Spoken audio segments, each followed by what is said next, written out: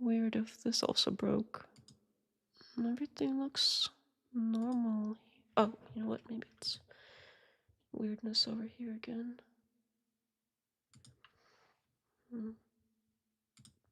But oh,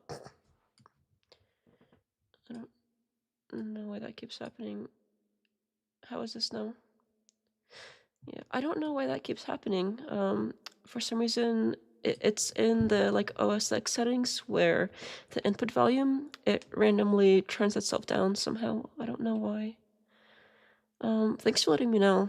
I was just saying right before the volume thing happened that I had to restart my whole computer because of technical issues for some reason. Like every time I go live lately, something happens like immediately before and something breaks. Maybe it's a sign I'm not meant to be doing this or something, but I was saying since we're here now. Oh, I forgot to fix my squeaky chair. Since we're here now, might as well keep going. But maybe it's a sign. Okay. Well, now that we at least have sound.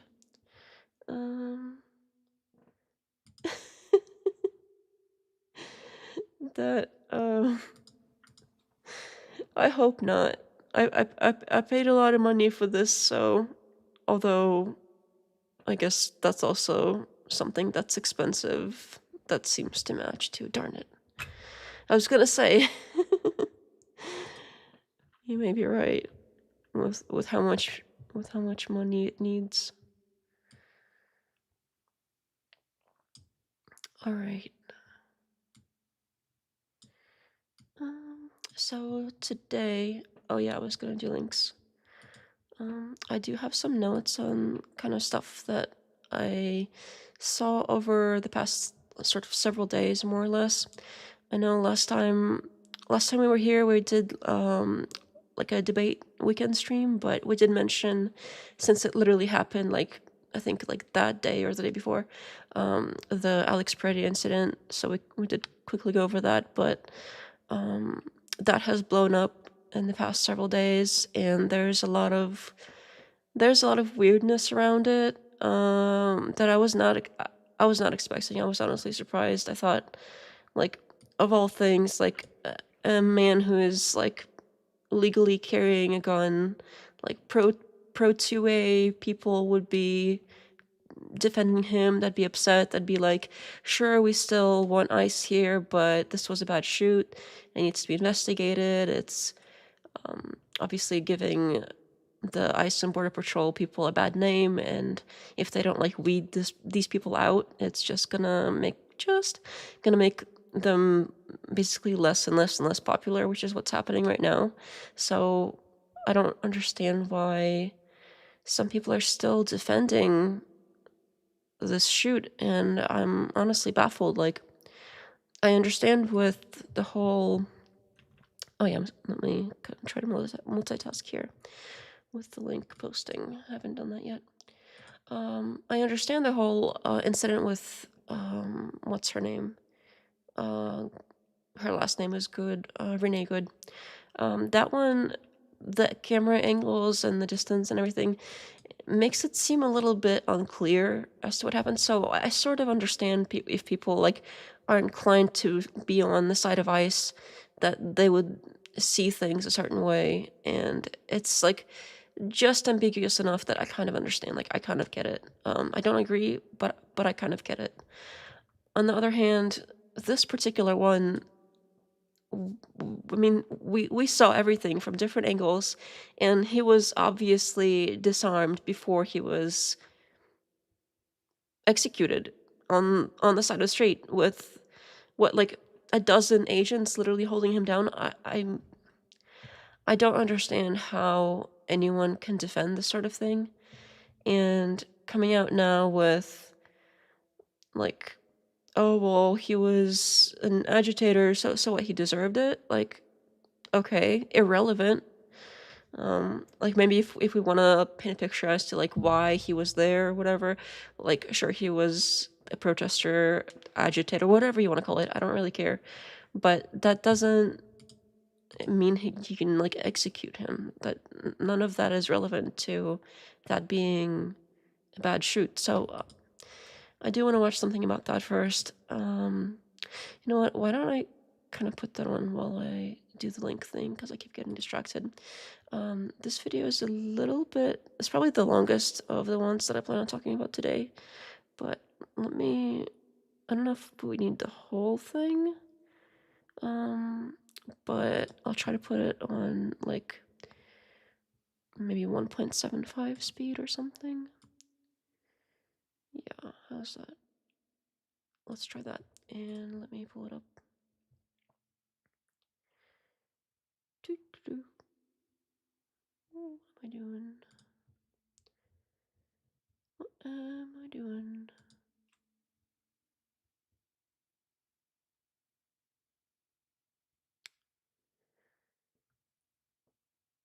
Just, hello Phantom, your shots are going through. It was like 7 tops. I didn't really count them honestly, but it looked, it was definitely a lot. But yeah, they're going through. Maybe if you don't have live selected, maybe you're not seeing them. I like your sarcasm there. Mega types won't give any ground. They won't even say it's incompetence. Yeah, I'm baffled because like I defended Rittenhouse. Like he had a right to carry. He was attacked and he had to shoot. Like I get it.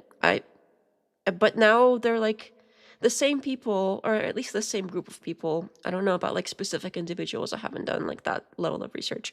But the same group of people that were defending Rittenhouse and were saying he had every right to be there, he had every right to carry a gun at the protest, are now turning around and saying, well, he shouldn't have been carrying his gun at a protest. What does that mean? What is he up to? He was there to go and like, what did the government come out and say? Like, commit maximum massacre or something like something like that. It was weird wording too. So it's the hypocrisy again. Like every time I turn around, I see hypocrisy everywhere, and it's icky hypocrisy. So yeah, like we defended Rittenhouse for carrying a weapon at a protest, and he did end up, killing people, and then some of them ended up being not so good, but we didn't know that at the time. So like obviously he had no knowledge that like one of them was like a PDF file or something at the time, so that's not like super relevant, but in the end, like no big loss, I guess. But not like he could have known that ahead of time. And here he had every right to carry, and in this particular instance, he wasn't even really doing anything. Like unless there's video that comes out that happened like literally the same day, like right before this happened, like minutes before, that like that he was like assaulting somebody or something. I guess that's possible, but I think if they had that, they would have released it by now with how upset people are. So I'm gonna take a wild guess and say that he wasn't really doing much except trying to help a woman up that was violently shoved to the ground, and he got assaulted for it and executed in the street. So that's not great. But let me pull this up. And I don't know if we'll do this whole thing because I do have a long list of things I want to go through. So maybe we'll see how fast it goes. Let me pull it up. I keep saying I will, and I haven't done it yet. So much for that. I think this is it. Uh-oh. Uh-oh. Oh, for some reason it looked like it wasn't working, but it really was. Okay. I think I shared this with a few people already, but I figured we could start with this one while I do the link stuff, and then we'll get through the rest of the stuff.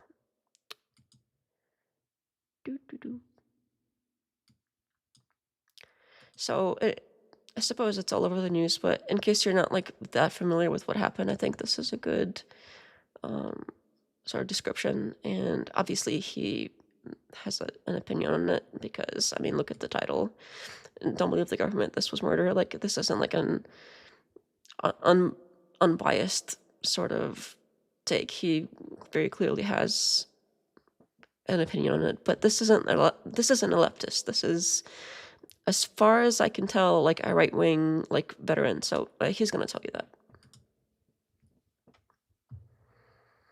Let me start. ICE officers operating in Minneapolis have shot and killed a U.S. citizen. And while that alone is disturbing, the video footage of the shooting is irrefutably cold-blooded murder. And what's even more, another insane layer to this, is the White House's reaction. Now, before you tune off and go, oh, this is some liberal lunatic, you may notice, for those of you that are new to the channel, behind me are a large number of military awards. That's because I served in Afghanistan as a platoon leader of a military police platoon. So believe it or not, I have a unique background in both law enforcement and even combat operations with real-world experience to back it up. I also have 7 years in the Department of Homeland Security's Inspector General's office doing essentially internal affairs investigations. So I actually know what I'm talking about. And seeing this stuff, it is deeply disturbing to me. So let me break down the fundamental problems I have with this shooting, and then we're going to compare the video that we see to what the administration claims has happened, and we're going to see if we can do so and keep our sanity. So let's break this down. Again, the video is becoming increasingly hard to find unedited, but we're going to do a couple of things. So let's start with this one. This is probably one of the earliest segments of the confrontation I can find. It's filmed from a passing car. The person shot Alex Pretti, and I'm deliberately choosing words so that you are less likely to be biased. This is something that a relatively impartial investigator would do. The shooter and shooting victim,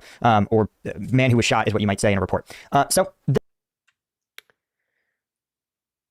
So it looks like there's another angle of this where ICE or Border Patrol or whoever these people are, they were on the opposite side of the street from him. So this is like the we'll call it the left side. They were on the right side of the street, like off the screen here. That's where their car was parked, and they were doing something like on that side of the street, it looks like. And he was filming from like over here, sort of in the center, I suppose. But they're like way ahead, like to the right, up ahead.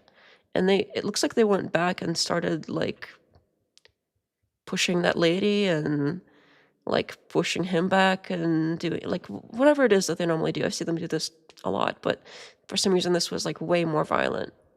This is the man who is shot in the video. His name is Alex Pretti. He's a registered nurse at the Veterans Affairs Hospital in Minneapolis. And for context, he has a legal permit, a concealed carry permit. So he had. And I'm also hearing, just like with Renee Good, where people were spreading like misinformation in the comments of social media all over the place, including on comments on my own video about her supposedly defending a PDF enthusiast, if you know what I mean. I looked it up. There's no evidence of that whatsoever. It's literally like random internet rumors that get started to try to make these people look bad. And there's a similar thing, not quite like that, but they also tried to make like this guy look worse by saying like a lot of comments I've been seeing on your videos about this particular shooting that, oh, well, he wasn't even a nurse. He quit his job a few weeks ago to become an official paid agitator or whatever. And I tried looking for that, and I haven't found anything about that either. So it looks like more misinformation. I don't understand why people have to make this stuff up. Like, if you really think that nothing wrong was done here, I don't see the need to try to like throw shade on the people who already had their lives taken. Like, what more can you take from these people? Just like let them be. Like, they already lost their lives. Do you need to further try to like shove them into the ground? I find that disgusting, but that disgusting is like a level above icky, just so you know. Has a firearm on his person right now that is legal in the United States, legal in the state of Minnesota. So let's take a look. You can see here, he appears to be holding a cell phone and speaking with an individual wearing a multicam plate carrier, likely an ICE officer. You can see that this passing motorist observes that there is some kind of ICE operation taking place on the opposite side of the street. But this agent, another officer, excuse me, here's the problem also. The fact that all these guys are wearing civilian clothes continues to bother me because ICE has officers and Border Patrol has agents. And the distinction is not meaningless. They have very different legal authorities. Again, neither of them involve enforcement actions against U.S. citizens, certainly, and no law enforcement officer of the government has the authority to simply arrest or detain citizens merely for filming. That's protected by the First Amendment, which ensures freedom of the press. So you can see these agents get out. They seem to be speaking to Mr. Pretti, and they put a hand in his chest and begin to push him back towards the sidewalk. Again, this may be ICE officers. Again, I'm going to refer to them as ICE officers. I'm not actually sure if they're ICE or Border Patrol because of the lack of identification, but they push him back towards the sidewalk, possibly stating, hey, you can't be in the street. This is interfering with an operation. And he complies. You see him walking backwards onto the sidewalk, following their gentle shove, we'll say. Now, let's cut to the next video I could see. Here is a slow motion video covering more of the events. So you can see now, Pretti has been pushed back to the sidewalk, the object in his hand, very clearly a phone. And you can see here is another protester. Keep that in mind where this is where he's standing and like he's got a phone in his hand. Save like a mental image of this for later because that's gonna become relevant in a very interesting way. So at this moment here, he still wasn't even tackled yet. He's still like stumbling around. He's got the phone in his hand. Like while he was standing and everything, that like nobody, like ICE wasn't afraid of him like having a gun or anything. Like again, very clearly filming. Who is accompanying Pretti. Pretti appears to be trying to hold her steady on the sidewalk due to the slipperiness. Now, here the officer shoves a person. Pretti steps in between. Yeah, like who just like what kind of freaking incels are they hiring for Border Patrol and ICE? If like, why do you have to shove that woman like that? Like, why? I don't understand. What did she do? Even if she did do something at the moment that this happened, she was literally like standing there. I'm so confused as to why this even started. Like this whole incident starts right here, and I don't understand why. I'm so confused. Why do that at all? Like why? Oh my goodness. He's going mad, spitting at them, kick the car, and knock the back out. That was a completely different day, not just before this incident, just FYI. We'll cover that later too, but welcome. That is a different day, completely, which we will also talk about. I have that on my list that I also have thoughts about. But yeah, that completely different day.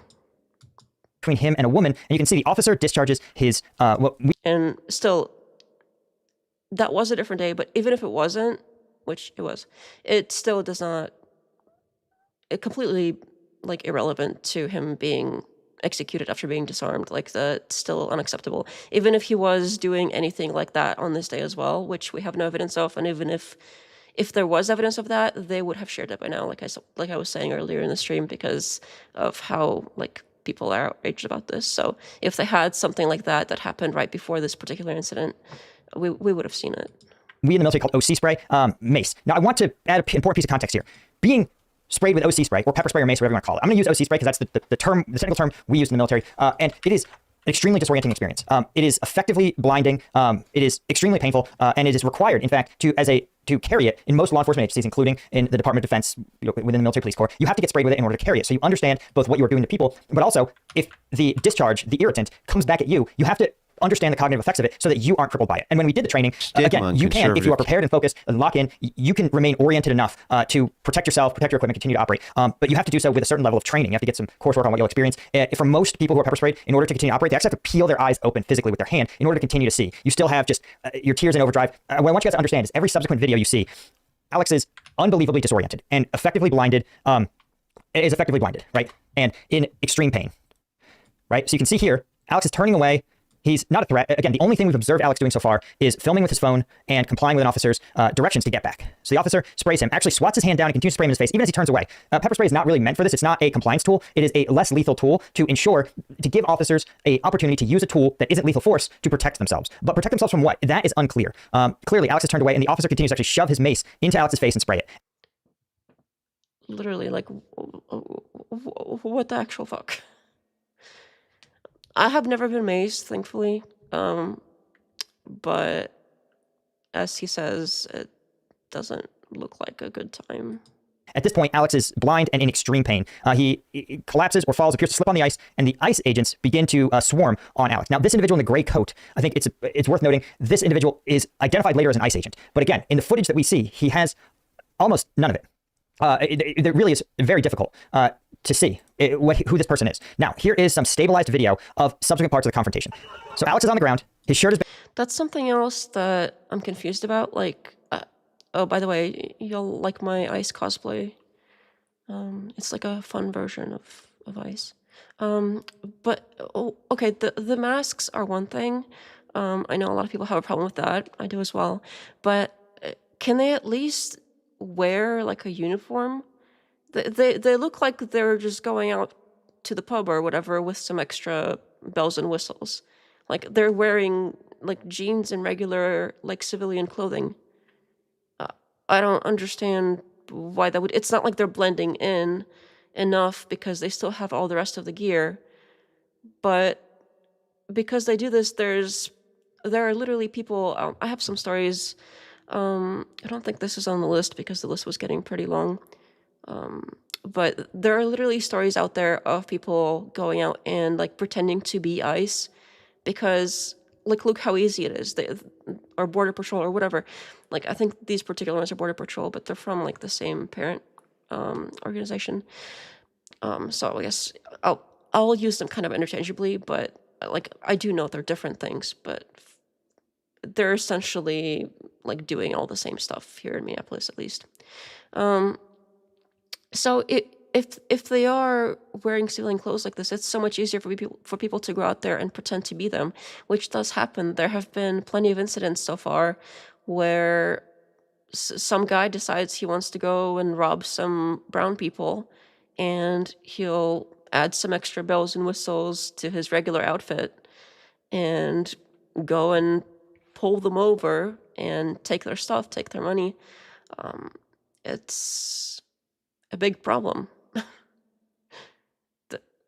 It's not like a one-off thing. This has been happening quite a bit, and they're not helping by dressing like that. Like if you never know what they're gonna look like, and they look just like basically everybody else with a few extra bits, then how do you know that a bunch of masked people are going to come and like attack you or pull you over? Like how do you know that's somebody with real authority?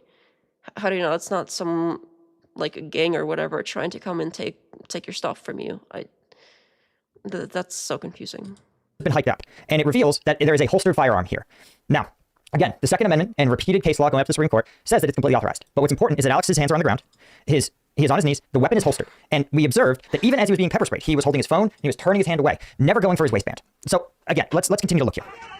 So what did we just observe? You observed that one agent actually doing the appropriate thing. When you observe a gun and you're detaining a suspect, you, as the officer or agent, officer, get control of the firearm immediately. So they get positive control of the weapon. It's holstered. It's remaining holstered. The agent has it. The other agent draws his firearm. Now, so far, neither of these interactions are inappropriate, right? Securing a weapon, telling other agents there's a weapon present, and drawing your firearm to say, hey, we already moved through pepper spray. Now I'm going to draw my firearms. That's kind of the next level up. And it's not required, by the way, guys. You don't have to pepper spray someone before using, applying lethal force. You, as an officer, you always have the right to protect yourself and the lives of others. But that is the thing I want you to keep in mind here. This man is on the ground. The firearm is secured. And then, observe, this is key. The probably officer in the gray coat has secured the weapon. The weapon is secured. It has been pulled out from Alex. Alex's hands never touch the weapon because he is on the ground. He is blind. He's on the ground. He's disoriented. And he is completely unarmed. And after the firearm's been removed from Alex, he is shot.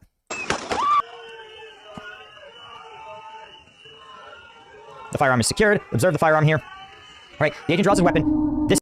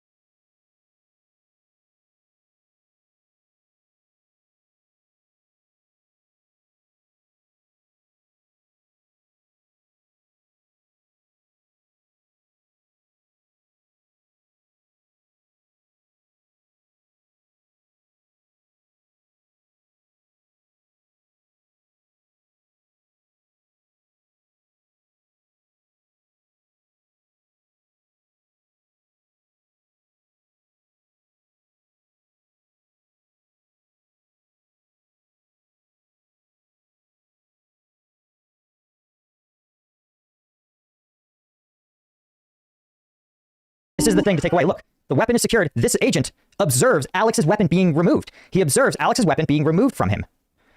The agent is looking right at the gun, right? He watches another agent secure the firearm, and Alex is...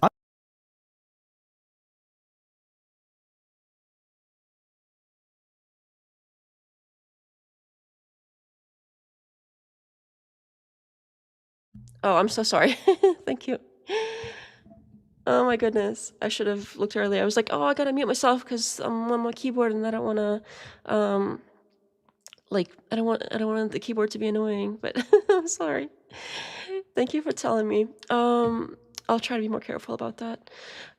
So over here, the other thing is like, he pulls, let me see how far back. So the one thing, it's like, yeah, it's this guy right here. He was right next to the guy that removed the weapon. It's not like, okay, I know that there's like a dozen of them here.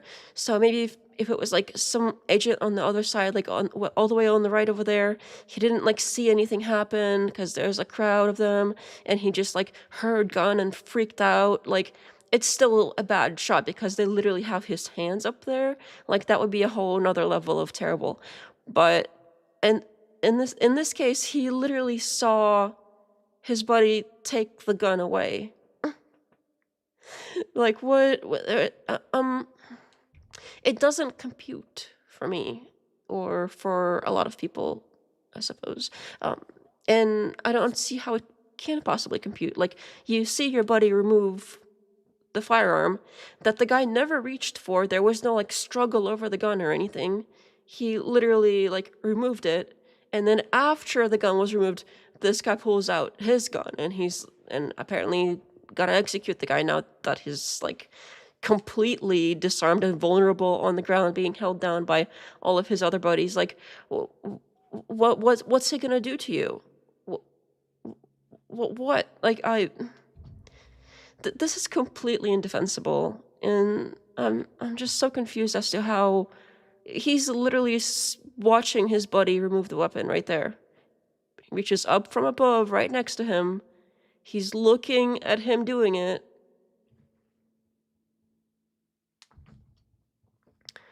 Have you ever considered switching to push to talk? No. I think I might like forget to push it. So that might cause more of what we would be trying to avoid, I think.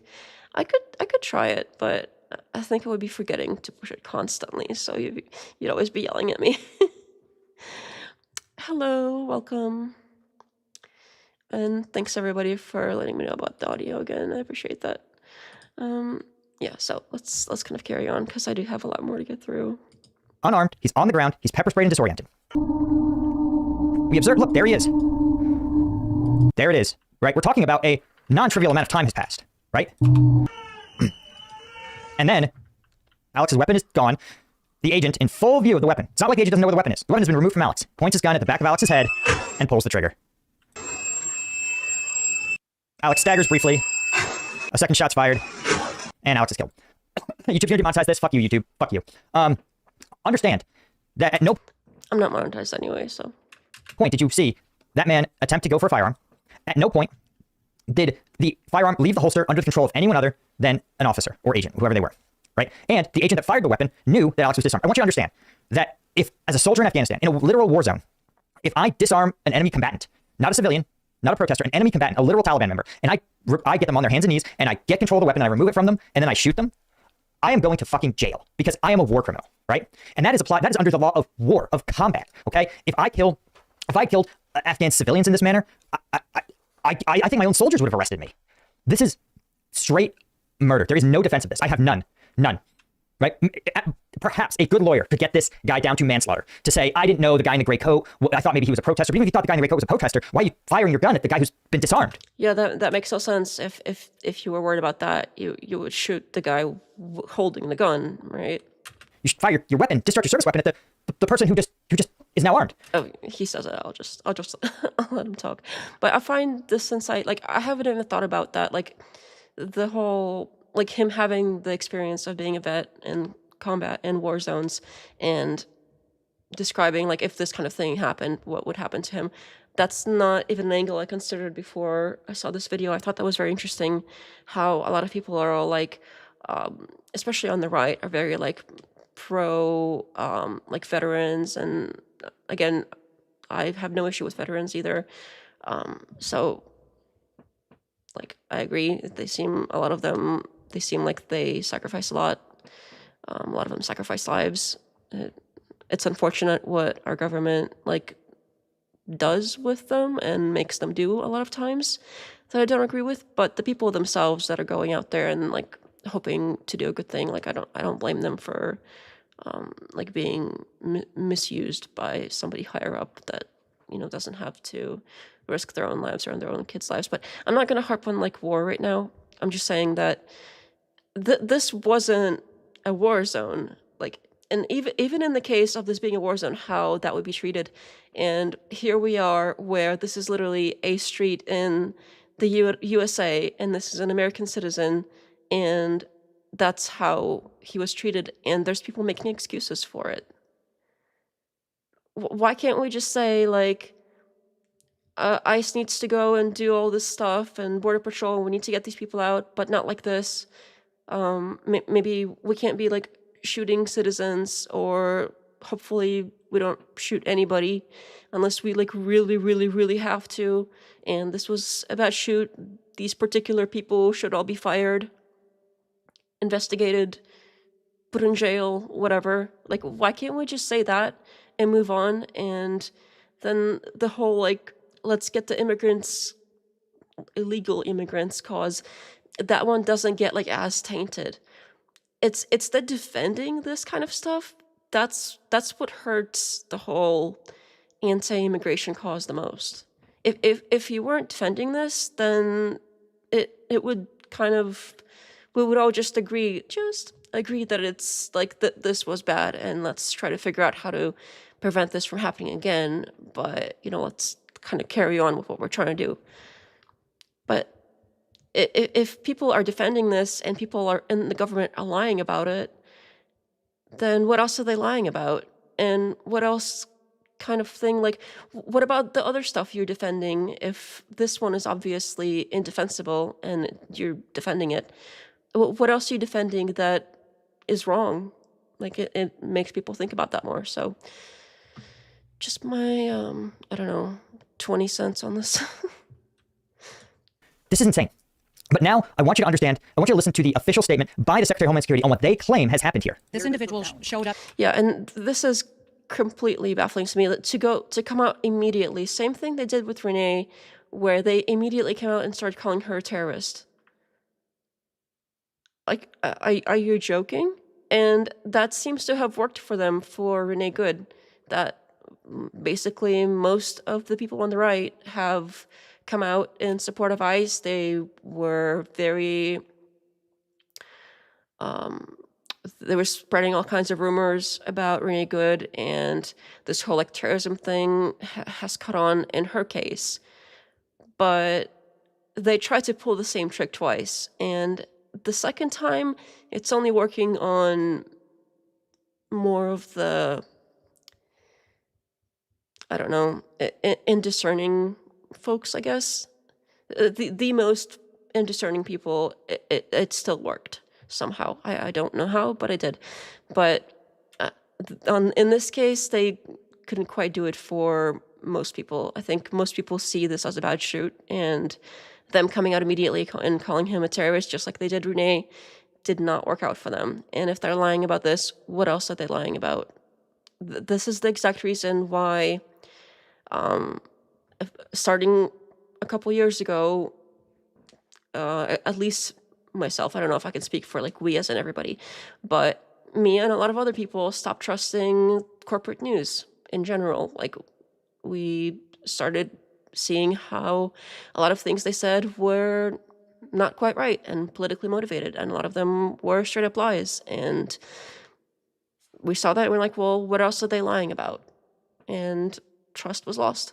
So have we learned nothing from that? Now our government is doing the same thing after spending years accusing the whole fake news media of lying about him. now his government is coming out and lying about something so obvious. Like, this is something you can't, like, I understand you could, like, try to make Renee Good come out as, like, a terrorist because, like, the vehicle thing with the angles, it wasn't, like, 100% clear to a lot of people. But this one, you can't. You really can't. And they tried anyway. I don't understand how they could try anyway. But they fudged this completely. Game might be too easy if everyone got along. The mode is a little bit too hard.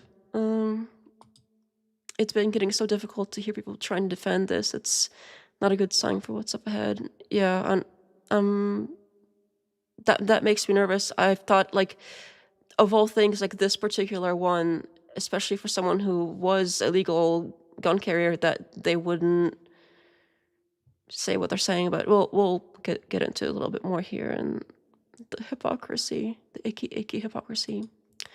After the Epstein release, no one should trust this administration to tell the truth. I agree. The Epstein thing, ever since he started saying, oh, why do we even care about the Epstein stuff anymore? Let's all just forget about it. Like, I don't know if those were, like, the literal exact words, but that was the message. Like, why are we even talking about this anymore? What do you mean? Yeah, the Epstein thing going on, and with this going on, there's so many, like, big things going on that are basically like piles of lies, one on top of another, on top of another. One lie tries to cover up another lie, tries to cover up something else, tries to distract from another lie, and we're like buried in this mountain of lies trying to figure out, like, if any of it is true anymore. Or at least that's where I'm at. It's not a good place to be, and it's not a good place to be as a country. If the only reason that we have government is because enough people think that it's legitimate, and they are constantly losing more and more and more of that, like, sense of legitimacy from people. And at some point, there will become a point where that sort of straw that holds the rest of it up, the very last one, that one's going to break too at some point. I don't know when that's going to be, but if you keep going in the same direction, there's only one way to go. Liception. And the Weekday pretended it didn't exist. All right, let's get through a few more, because he does bring up the Noem thing and the Trump post. Okay, so I do want to cover that real quick too. Up to impede a law enforcement And operation. he does a good job, so I'll let him handle it. Okay, not true. Not true. You and I just observed that person. Enforcement. Tester, even if you thought the guy in the gray coat was a protester, why are you firing your gun at the guy who's been disarmed? You should fire now. I want you to understand Impede a law enforcement operation. official statement by the Secretary of Homeland Security on what they claim has happened here. This individual showed up to impede a law enforcement operation. Okay, not true. I don't know if you heard that. It's kind of quiet. This individual showed up to impede a law enforcement operation. It seemed like there was on the other side of the street, and they came up to him. So filming isn't, like, you're allowed to film cops. Everybody should always be filming cops. Cops should always be filming what they're doing, and everybody around cops should always be filming them. They're held to a higher standard, and we need to see what they're doing, and that will not prevent, but hopefully it will sort of lessen the number of situations where bullies go and become cops just to, well, continue bullying people in, like, a legal way. So Not true. You and I just observed that person complying with that officer's directions as he pushed them back to the other side of the street. He was on the other side of the street of the operation, right? The officers pepper sprayed him after he appeared to step in front of him to film. But again, the officer was the one who initiated contact. Alex acquiesced, who was pushed back on the street. This is absolutely false. He absolutely complied with the officer's directions. Assaulted our officer. Again, we observed that Alex did not assault the officer. The officer pepper sprayed Alex repeatedly. They responded according to their training. Their training does not tell them. I can't speak. I can only speak for the fact that I attended the Federal Law Enforcement Training Center in Glencoe, Georgia, the same training center where a large portion of ICE agents are trained, and that I covered as an inspector, handled a lot of use of force policies for ICE. I have not been to ICE's academy, so I can't say exactly what they are trained on. And that academy has also been revised heavily since I've left the federal government, so I can't speak to that. But what I can say is that there is no law enforcement agency I have ever heard of in this country, nor is there any military unit in the United States military that tells you that after you have disarmed someone, it is appropriate to shoot them once they no longer pose a threat to you. That is just not the case. Not when you have numbers, not when they are on the ground.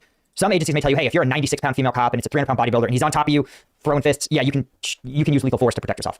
Not to a down, controlled, incapacitated subject who has been disarmed.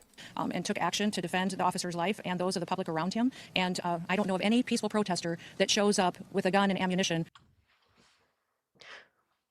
What officers?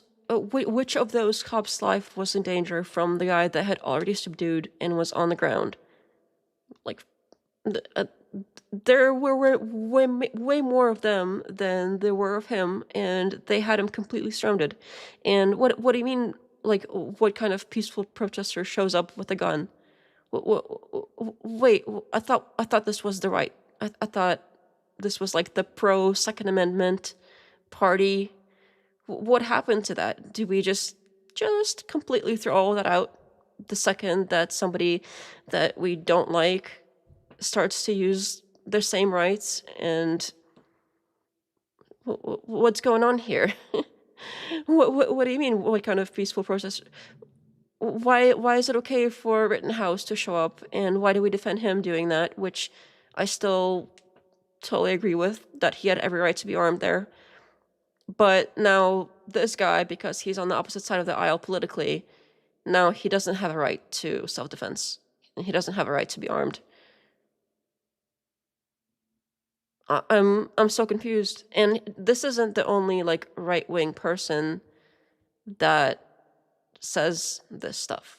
It's a lot of people on the right that have defended the same people. Even Tim Pool defended Rittenhouse, and he's coming out again.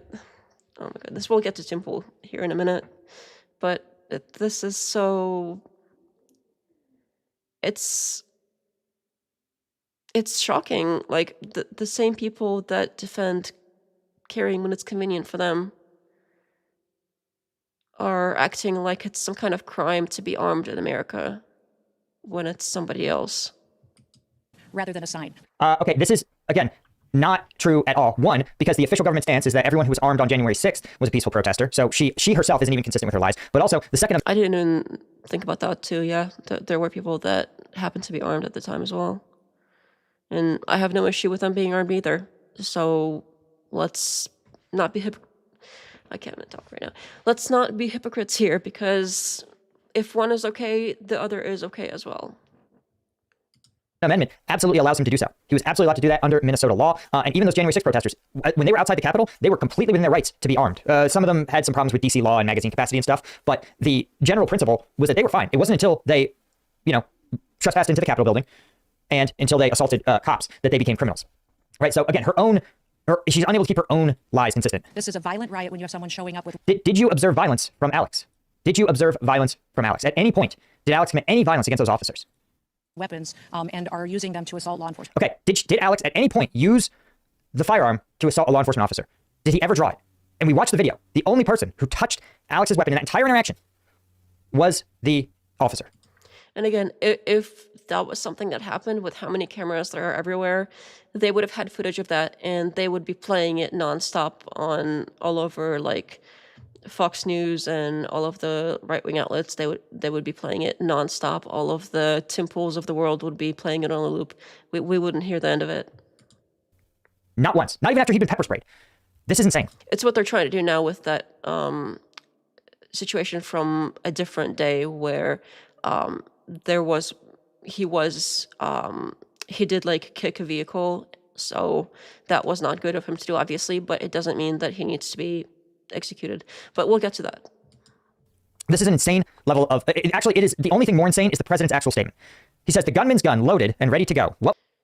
I'll let him. I think he's about to say it. What is that all about? One, Alex is not a gunman because... Yeah. Well, what do you mean gunman? That's like when somebody literally comes with a gun to go and use it on people in an inappropriate way. Like something that they're really like trying to hurt people with it. That's what we call gunmen. we don't call people who happen to be carrying and not even touching or brandishing or anything the weapon. We don't call people like that gunmen. That's not what that's called. Because he didn't draw the gun. A gunman has to use the gun. What is it all about? It is about the Second Amendment, something that, again, President Trump has been a staunch advocate for. Also, worth noting is that President Trump himself has repeatedly said that there are many violent agitators at these protests. And so it would make sense that if you live in a country with a Second Amendment, and the president himself has said there's a potential for violent agitators to infiltrate these peaceful protests, then perhaps Alex was taking a firearm to defend himself from the violence that the literal president has said goes on there. Then he asked, where are the local police? The local police cannot disarm someone who is standing on the sidewalk filming. They don't have that authority. They cannot simply delete the Second Amendment when it bothers them. Not local cops, not ICE, nobody. Why weren't they allowed to protect ICE officers? From what? What action did Alex take that threatened the ICE officers? Nothing. He complied with everything they appeared to ask him to do. Right? The mayor and governor called them. As if, like, ICE are the ones that need protecting when they're the ones that keep shooting people. Funny how that is, huh? Off. I don't know what this is about. Many of these police were not allowed to do their job, and ICE had to protect themselves. To date, 0 ICE agents have been killed in Minneapolis, but many residents of Minneapolis have been killed by ICE agents conducting operations there. ICE and Border Patrol. Don't get your started. ICE officers, Border Patrol agents. Even I screw it up because I'm pretty worked up about this. And then Trump proceeds to engage in a classic Soviet disinformation move. Whataboutism. He says, yeah, but what about Ilhan Omar, a congressman? By the way, speaking of Ilhan Omar, we'll cover a little bit about that as well later. There was a situation that happened that was pretty weird. But yeah, that's completely irrelevant. Like, he goes on and on about, like, fraud and whatever and etc. Now, like, completely changes the topic. How, like, what does that have to do with anything? Like, that's supposed to be an excuse? Like, because there's fraud over here, then we had to execute this random guy in the street? Like, what? Sorry, what?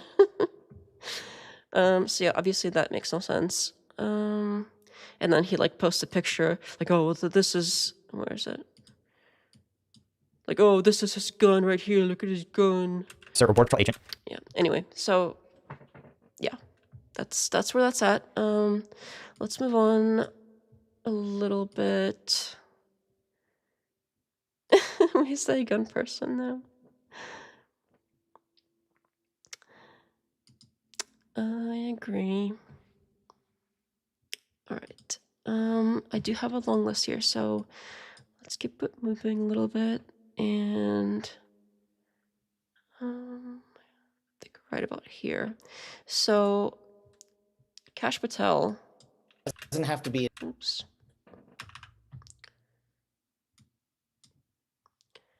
Kash Patel, like, every time I see him lately, ever since he took this job, he looks traumatized. Am I the only one that thinks so? Like, every single time, like, this is kind of a weird, like, there you go, with his eyes open.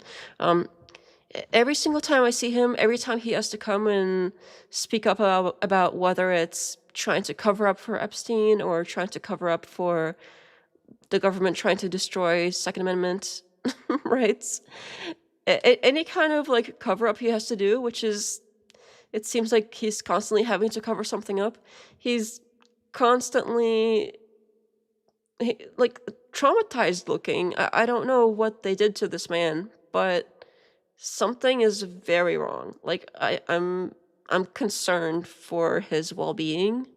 Like, I hope that nothing bad happens to him, but I'm worried that he might, like, he looks like he's literally on the verge of doing something terrible to himself and or others. Like, he looks like he's completely, like, well, traumatized. I don't have another word for it. He looks traumatized constantly. Like, every time he speaks in public, he looks traumatized. And I have guesses of what that's about, but I mean, even these things, it's got to be something, like, way worse. Like, he's got to know something. Like, he has to have found out something that is, like, on another level of messed up that he has to cover up. Because I mean, what else makes a guy that, like, I've seen him before, like, kind of here and there, and I haven't, like, been following him, but he was never this traumatized looking before he joined this administration. It's probably because he's brown. I don't think he's afraid of ICE. He's famous enough that they would know who he was if they tried to deport him.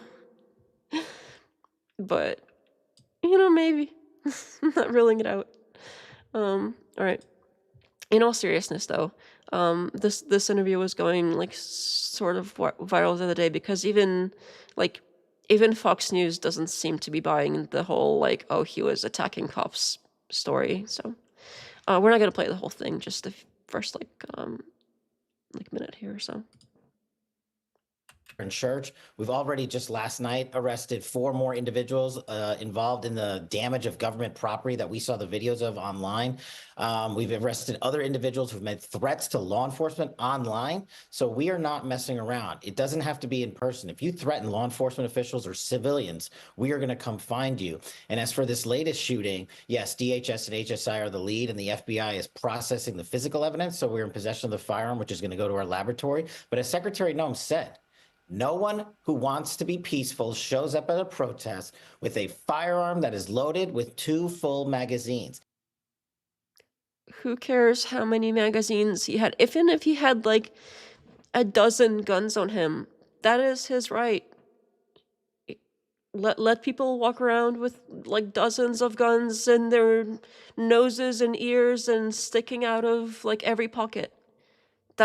It's their right to do that. They can go to all of the protests they want with all of the guns they want that are still legal to own, because unfortunately a lot of them are not legal to own anymore, but there are still a lot of options. So I'm like, what do you mean? What's the problem here? Everybody's like, the government kind of came out all at once and started saying like, oh, well, if you're just a peaceful protester, then you can't possibly be armed. So what did Rittenhouse do then? Did he go out there intending to murder people? Is that what we're saying now? Because I thought that we were all in agreement that he was like allowed to be armed and had no intention on like murdering people and happened to have to do some self-defense. Like, I thought we were on the same page here, but now that it's like somebody else that you don't agree with politically, now that guy is apparently like not allowed to be armed for some reason. Like, if it's a left-wing protest, then they can't be armed. But if it's a right-wing protest, then why am I saying it like that? I don't know why I'm saying protest funny, but I don't understand why left-wingers can't be armed, but right-wingers can. Don't we want, like, the left on the same side? Don't we want them, like, supporting the Second Amendment? Like, this is a great opportunity to show them, like, how important the Second Amendment is and that everybody has the right to defend themselves and, like, come together on this one thing and have, like, more 2A.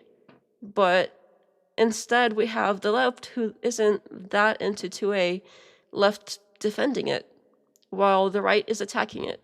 Like, we're not going to have, like, any rights left at this rate if this is the way we're going, because the left doesn't want to defend 2A. They don't want to. They sort of have to. Like, we're making them do it at this point, but obviously they don't want like just anybody to have guns. They want all these extra checks and all this other stuff. And if the right is coming out saying stuff like this, then we have no chance. We're not gonna have anything left. I'm so confused.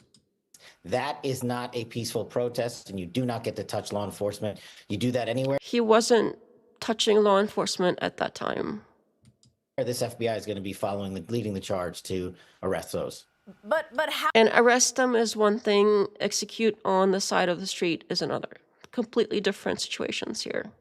How was he threatening Border Patrol? You've collected the evidence, you said, right? You have the handgun in your possession? That's right. And how was he using that handgun in terms of threatening Border Patrol? What was the threat? He had his camera, right? He was filming it. That's something that I will let the DHS and the prosecutors, because they are the ones investigating that. What a great question. Even Fox News is like, well, how exactly was he doing that? Because we all saw the video. So he can come out here and immediately say all this stuff about, oh, you can't attack officers, you can't have a gun on you for whatever reason. But the second that he knows that he has to lie. He's like, oh, well, they have to do this investigation and blah, blah, blah, blah. Okay. All right, In that dude. case, I don't want to stylize Sure. that evidence, but I trust the men and women on the ground who are trained professionals to only use it when Sure. Trained professionals. I didn't see any of that. In this particular instance, I didn't see any trained professionals. Are the trained professionals in the room with us right now? He looks like he sees those trained professionals literally staring at him right now with how traumatized he looks. it's absolutely necessary. And I Look, he must be seeing them. I get it, buddy. Like, if you see the trained professionals right now, I understand. We're just gonna move on to somebody else who's not, well, whatever it is that's going on with you. Oh my goodness, we are completely screwed. This is what we have. Going full leftist anti-gun with the gun press, absolutely. You know, no rights, just Trump. Wonderful.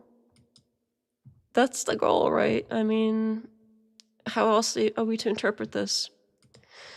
All right, so now we have When these people come out and go, Timmy on the subject. I don't know if you guys have seen this. This has been also going like somewhat viral lately. This is Timmy that used to be, supposedly, he loves to tell everybody how he used to be on the left, but then the left moved away further left, and they ended up calling him like right-wing and far-right for no reason whatsoever. None of his views have changed ever. He's just innocent little beanie boy, and he's completely, totally like a 90s leftist Democrat. Nothing has changed. Except he is supposedly more pro-gun now or something. That's something he said before. So, yeah, let's see if, well, let's see what Timmy has to say. without representation. So while you can try to rebel, you will be conquered by your betters. So the argument right now is this. I'll put it simply. First of all, when these people come out and go, Tim's a bootlicker for defending us, I'm like, no, you misunderstand. It's my boots. It's mine. I voted for them. I'm wearing the boot. I'm stomping on the ground. Sorry if that's a little loud, but he has like a random, like complete crash out over here. Like out of nowhere, he just starts like completely crashing out and screaming about boots, and like it's very obvious that he likes to lick the boots, but saying that it's like his boot is making him feel better about licking the boots, it's like, sure, buddy. I mean, if whatever makes you sleep better at night, like, this is so embarrassing. I ain't licking anybody. I'm clapping for these people that I said, please go out and enforce the law. And anybody else who's cheering for it, who voted for it too, we're all wearing the boots. You're the one crying. I don't know if Timmy has ever worn boots. He's not going out there, and he's not part of ICE. He literally is not wearing the boots. If you want to lick the boots, like, that's one thing. That's definitely something you're doing. But you're not wearing them, because literally, like, the day after he crashed out like this, we had Trump basically like start backing down when he's over here like, oh, go full speed ahead. We voted for this. We're gonna come like what, like exterminate these people? Like, what's the goal here? I don't understand. Stomp on everybody with your special boots that you totally aren't licking. Sure, buddy. So is this over? You're the one saying you're coming in and enforcing laws we didn't vote for. Well, I got bad news for you. The American people voted for the Republican Party in the House, the Senate, the presidency, and they got the Supreme Court.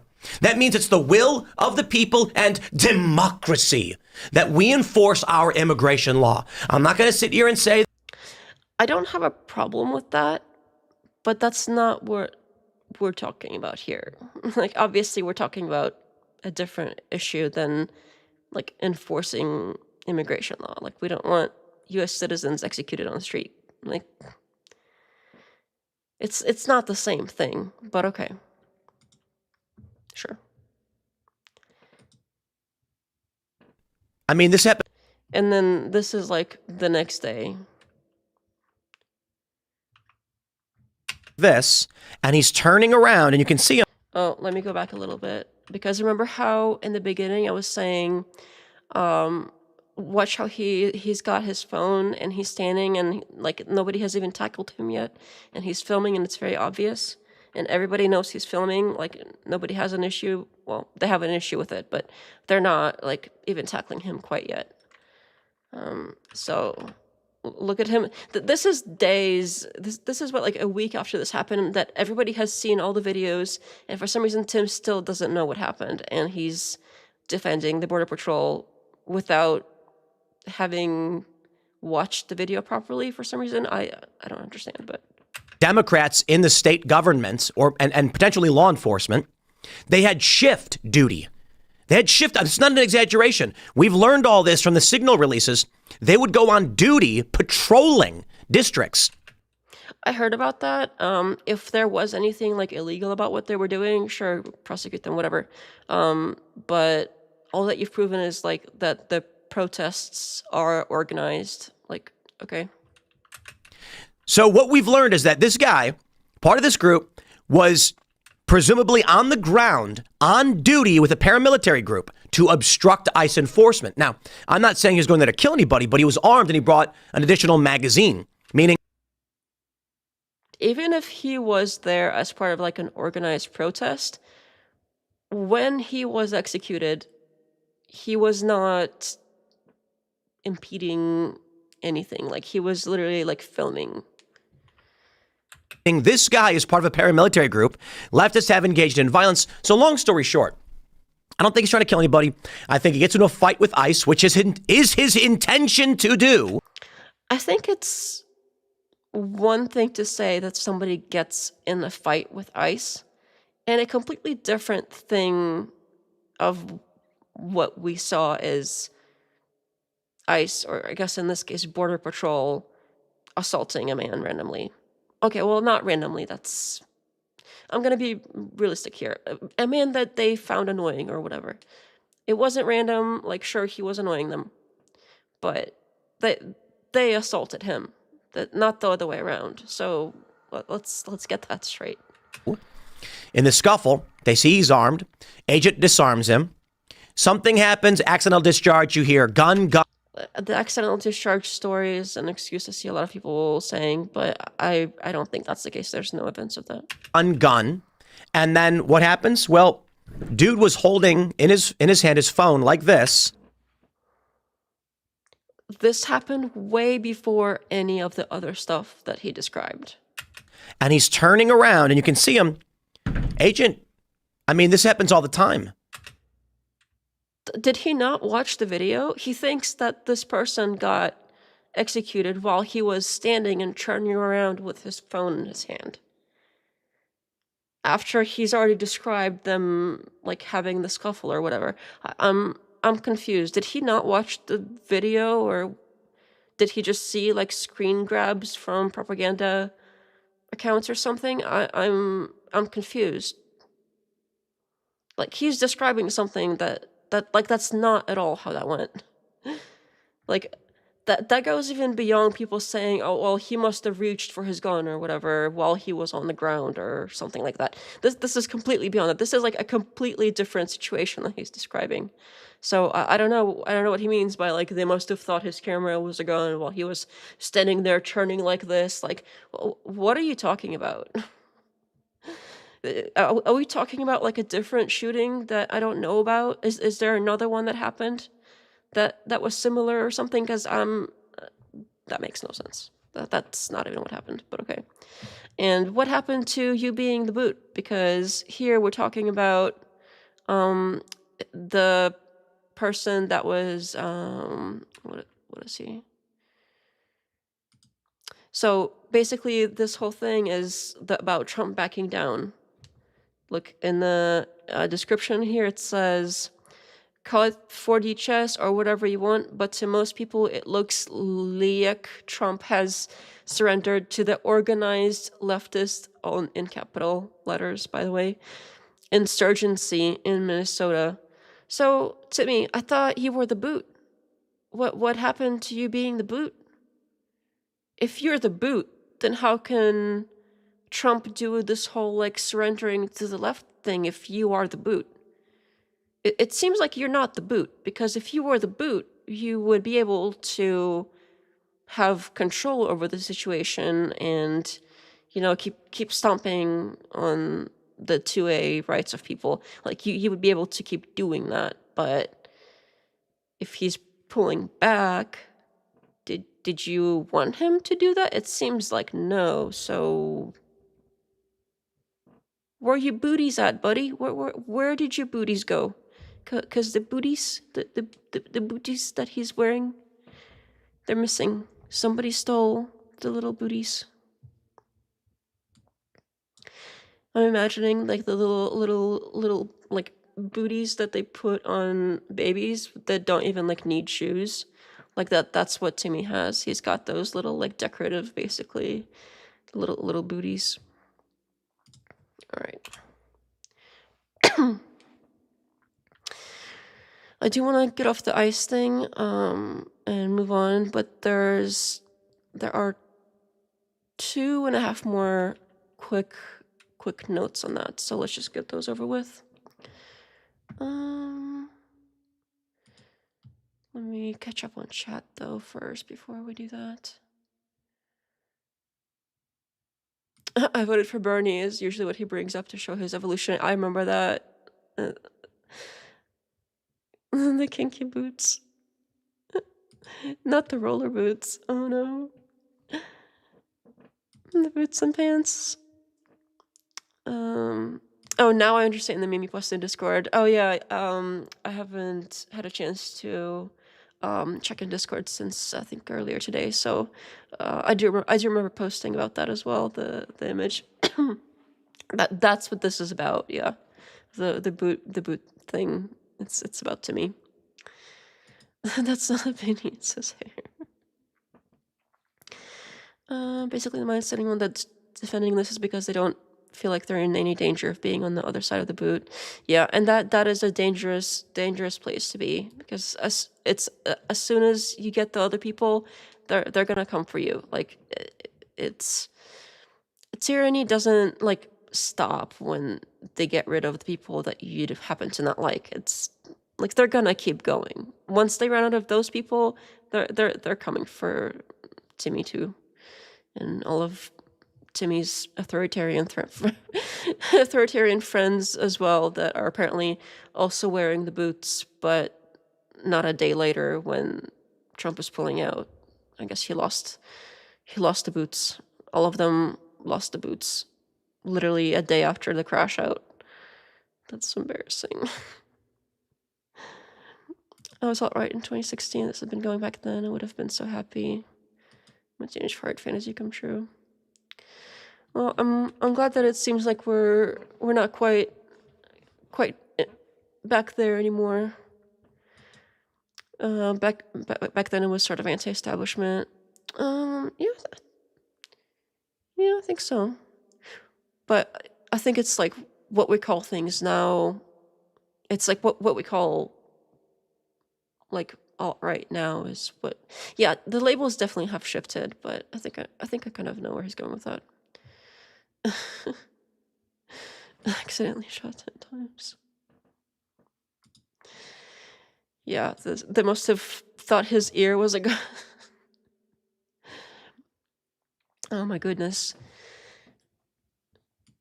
Agent took his gun, had gun fault for not letting his guys be taken. Yeah, this whole thing. Some days you're the boots, some days you're the sock. The funniest thing is people think Andrew's a man when in reality he's just a weasel con man. Absolutely. We haven't gotten to the Andrew thing yet, but I haven't gone through like all of the Joe Rogan thing yet. I started watching it, but I just like, ugh. I really don't feel like like listening to that guy right now. Not Joe Rogan, the Wilson. I did happen to like skip through to this particular topic, and we'll play like a little note on that here in a minute. Post clips to promote all those in them. You're just trying to claim them for okay. Not many of them consented. I'm a little confused by that. Boots to asses. Oh my goodness. Bootlicking skater, that's a first. Yeah, that's unusual, right? You'd think like the skater culture is supposed to be anti-government, like no owners or no kings or whatever it is the saying is. I forgot. People like you are the true sphere, not those Jeffrey Epstein wannabes. Oh, I think that's a compliment. Thank you. Jim Bob Rogan. Oh no. John Bob Rogan. Did you see our exchange on false auction? I think I just saw that like shortly, like a couple hours ago. I think I saw that. You and Andrew in that like versus 5 thing. I think yours was at the very end, right? Yeah. I was thinking about like covering pieces of that in the longer form video, but I haven't even had a chance to work on that for like a while now. It's sitting there like half done. But yeah, we can probably get into that over the weekend or something more, because we have a long list ahead still. All right, let's get through this ICE thing. The other thing that is sort of supporting the whole Timmy lost his boot situation. To Minnesota now, where on Saturday for the second time in less than. And okay, so I don't see it done in this case. This case, it looks like that is his real photo, but there is some controversy about I forget like which was it, if it was like CNN or MSNBC. They like photoshopped Pretti to look pretty. They thought he wasn't pretty enough, so they made him prettier. Sorry, a man died. It's not a laughing matter, but that is, I mean, that is his last name, and they did make him prettier. Not in this case. I think this one is like not as obvious, but I think it's like there's some like really like very obvious Photoshop where they made him look like slightly more handsome than he really was.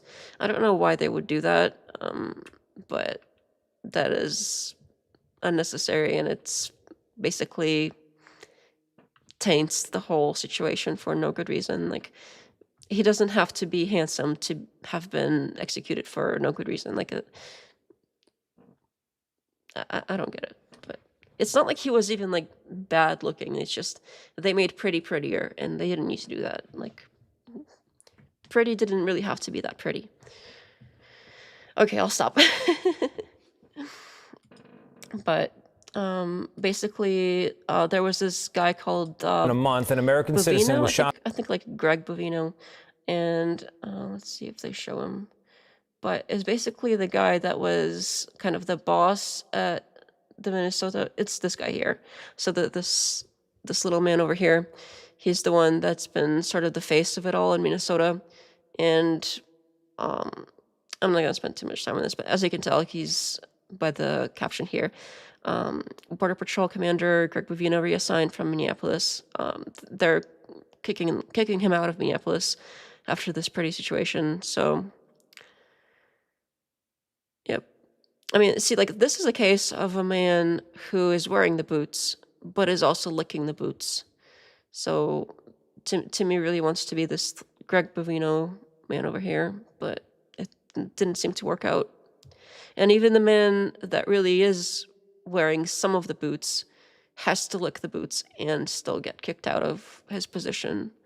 So, I don't know, the whole like bootlicking thing isn't going too well for the bootlickers, I guess. But it's not like this is like over or anything. He's still going to be terrorizing people elsewhere, and this guy's just a prick and a liar. So, anyway. I don't want to harp on this too much, but I did promise that we were going to get to the whole situation. This happened, I think a week prior to the current situation that we're talking about. So it looks like a man who does look like Pretti. He's got the same outfit, the same build, the same like face from what we can tell and everything. He does seem to be getting in more of a like physical fight, and he kicks out a turn light of one of the ice cars. And he does have a gun on him in this instance too, but for some reason they didn't like execute him. They just sort of had a scuffle and moved on because he never reached for it. So like I don't know, if he was such a dangerous gunman, like why didn't they get him here and take him away and whatever. But basically, And this morning, here they're like dragging him around after he they'll show it in a minute here. Basically, he went and like spat at a car and he kicked a taillight out. investigators reviewing new And then they video stopped in a and sort separate of like incident. you see the gun on his back over there. So they have a couple cops here and they kind of like shoving him around. Appearing to show Pretti in a confrontation with And that was right after he federal agents went in and Minneapolis kicked the 11 light over days here. before he was shot and killed He yells and spits at the car, and by then federal he kicks agents. this light. In it, you see a As they man drive off. resembling Pretti shouting at officers, Bam. kicking at a And taillight again, there as it their goes. vehicle drives away. And then they get out and they go and kind of like beat on him a little bit. And he still had his gun. It's very Agents obvious. then get out His and push him shirt gets before lifted tackling up him several to the ground. times. There it is right there. Like they have to see it. He's like bent over basically the exact same way that he was the time that he, well, we all know what happened. I don't have to keep repeating it. So why were these officers capable of subduing him without murdering him? He had the gun on him too, right there. But It's the very agents obvious. then get up, They even pull as his others jacket off, and he's bent fire over. tear You can gas, see the weapon. and the man appearing to be Pretti walks away, There it is, he's a trying to gun put his- seemingly visible on his waistband. We don't know what led up And then to he the gets his altercation. jacket and Attorney everything, General and they sort of beat him up a little bit and leave. So, what's going on? And when this video started coming out, I think the goal was to make it seem like, oh, well, he's like such a violent guy that he deserved it or something. But that's irrelevant. Again, even if this was something that happened right before the other situation, which it didn't, it was like a different week, I think. Is like this was like a week before is what they're saying. It still doesn't mean that he needed to be shot. If anything, this is more evidence of an example of how you can still like beat someone up and they are armed and they don't go for their gun, like he clearly had no intention of ever doing when he was interacting with officers, and still kind of like end the situation where nobody dies. Like, and if anything, like there's several other options here. Is either like other ICE officers like figured out like that was the guy that like broke their car or something, and they went and tried to get revenge, and that's why they killed him because they were pissed. Or like none of these things are like what I'm saying happened. But I'm saying if the message is supposed to be, look at this guy, he's so violent, he deserved it. That's not what I'm getting. I'm getting, look at this guy, he had prior interactions with ICE in a negative way, so they could have been out to get him. Like, that's also an option. Why can't we?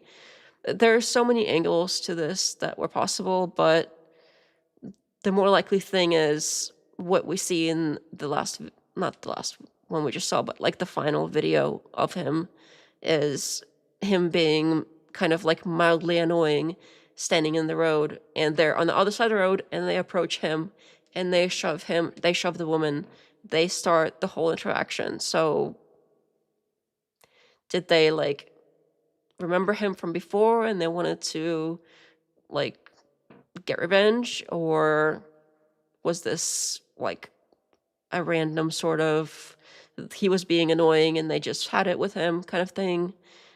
I don't know what this was, but this whole like he kicked the light out and was in a scuffle with different agents, or I don't actually know if it's different agents. It does appear like that this might be ICE, and the ones that actually killed him are Border Patrol. I've heard a few. I have heard a few people say that. I'm not sure if that's 100% accurate, but that's what I've heard a few people say, is that like that was ICE, and the ones that killed him weren't ICE, they were Border Patrol. And apparently they're different, but they seem to be doing the same stuff. So I keep getting confused about those as well. Anyway, apparently there was also information going around saying they broke his rib, but I'm not sure if that was legitimate info or not. I have seen people report that as well.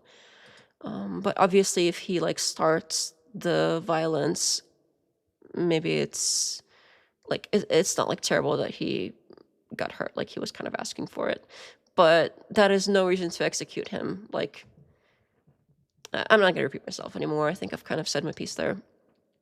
The one last thing is the Joe Rogan thing on the topic. I have a few notes. Let me find the time. 1:11.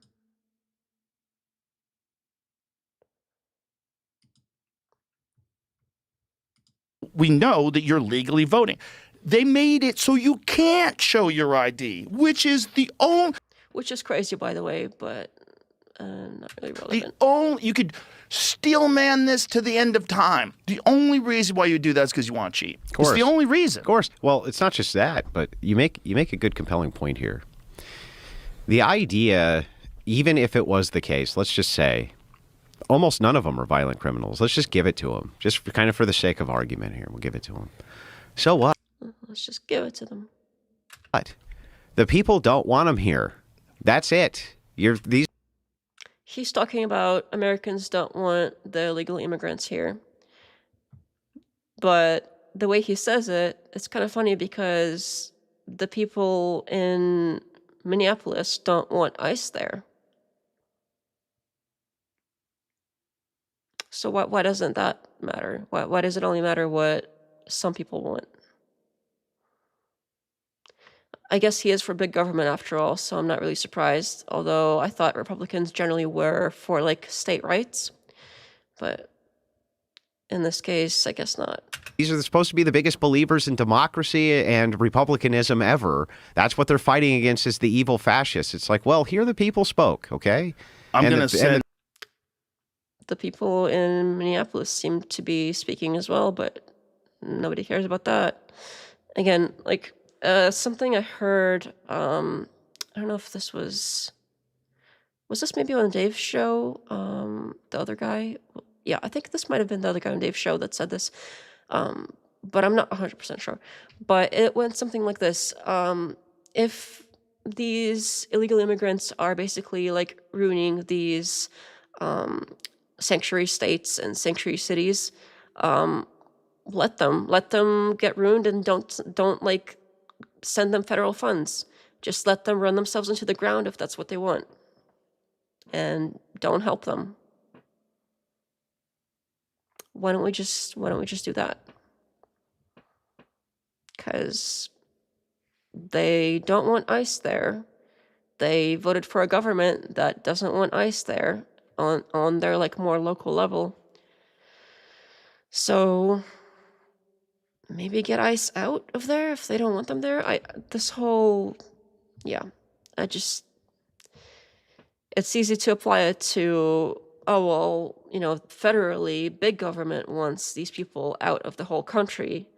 But, I mean, if they're going to be contained to these sanctuary cities anyway, and they're not going to go to the other states because this is where they're safe, let them fail. If it's like such a terrible, terrible thing that they're there, let these states fail with the illegal immigrants in them. If that's what they choose to do, that's what they choose to prefer, let them fail. Like, what? Just don't send money. You'll even save more money on not having to pay all the ICE and Border Patrol in there and everything. So that's kind of where that's at. And I thought that was funny, the way that he said all that. without seeming to realize that it applies the complete opposite way as well. So that was kind of interesting. Something there are a few more things in here that are like sort of like clips and responses I want to do, but I think we'll save it for the weekend. There's some ranting about psychology and about being all like psychology is all manipulation and things like that. Just random stuff. So we'll kind of save that for another day, I think. But let's move on to the Erika thing. So let me catch up on chat first before we do that. But we're moving on to the Erika situation. That's enough about ICE for now.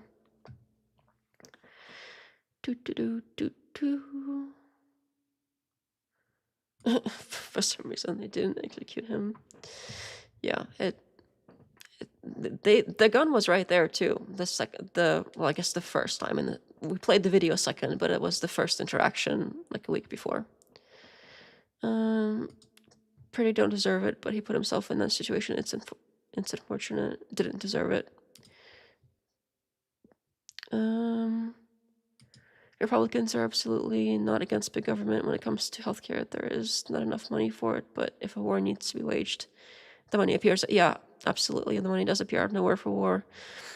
And it's wild how Wilson ended up on Rogan. I had no idea. Yeah, that was... I'm not surprised. I mean, with the way that Joe Rogan has been going lately, I'm not surprised at all. But it does seem like he really tempers his view for the bigger audiences. Anytime he goes on like a bigger show, he says different stuff than what he says on smaller shows where it's like safe. Like on his own show where it's safe and everybody already is like obsessed with simping for him and like raining down cash on him as he's sitting there like bidding to grifting. Yeah, that all happened. I have clips of that too. I just haven't really been like putting anything out because I want to get some other videos done first. But long story short, it seems like when he goes on bigger shows, his views are a lot more, or rather, a lot less extreme, I should say. So, but as soon as he's like, as soon as he feels safe, his views tend to start getting way more extreme. And I have examples of that, but I don't like have them like fully prepared because I want to finish up this Erika thing. That's probably gonna take us the rest of the stream, especially since like on a weeknight we don't got all night. All right, so Erika Kirk has this whole like make heaven crowded thing she's doing, which gives like mega church vibes and is some sort of like religious thing. And a lot of people have pointed out how like initially it sounds sort of like a culty sort of like mass life ending event where like, what do you mean make heaven crowded? Like what, how do you mean that exactly? How do you intend to achieve that? Because you would have to, like people have to be gone from here first in order to go up there, right? So it's named a little bit weird, and there's a lot of like grifty stuff going on. I don't know if anybody remembers when that kid was on stage and she was reading stuff about like what he did or whatever, and she said the word grift randomly instead of I think she was supposed to say like gift or something like that instead, but that seemed quite a bit like a Freudian slip.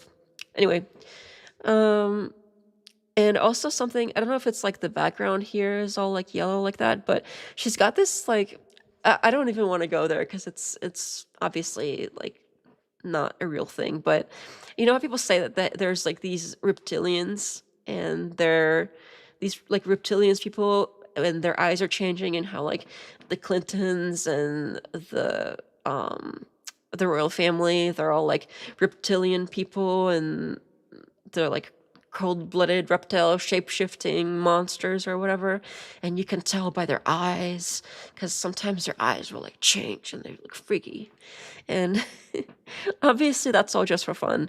I don't think any of that is true, but like this particular video here, that's kind of what that made me think of, like that concept, because she's got this like creepy, like reptilian look in her eyes in this particular video, and I don't know what it is, but for some reason I can't get like that connection out of my head of that particular thing. I don't know. It's kind of like a funny haha thing right here, but the rest of the situation is not funny at all. So I'll let her kind of talk a little bit here, but it's not really about what she's saying here. It's more about like how she's saying it. Stand firm. And I'll never forget getting off of Air Force 2. And I looked at Usha and I said, I have no idea how I'm gonna do this. And I know that I've shared this story before, but I wanna share it with you again, because if any of you guys are going through a really hard time in your life, it was the most practical response that anyone could give. So I'm not gonna torture everybody over here, but she's got this whole like her like manner of speaking is like mega church pastor. Like that's kind of like how she's talking, and I find it creepy. And besides that, she's constantly doing this like sniffling and batting like her eye thing, and there's never any tears. She's always like patting like pretend tears off her face. It's so creepy. But that's her whole vibe. Is like mega church pastor, priest, whatever you call them. I think it's pastor, right? You call them a pastor, mega church pastor. That sounds right to me. That's her whole vibe. And not only is she like talking like one, but there's a real mega church pastor that is also a speaker at this event, apparently. Somebody called Greg Laurie, and there is crazy controversy there. Let me pull that up.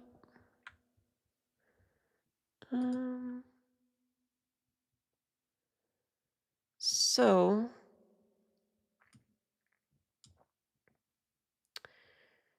I'm not gonna read this one because it's quite disturbing, but basically her whole event is hosted, I think, at the church that he's running, and I think he's a speaker as well. And this also has to do with, so there was PDF stuff going on, like very, very serious PDF related things going on with this pastor and somebody that he financially supported and backed and protected.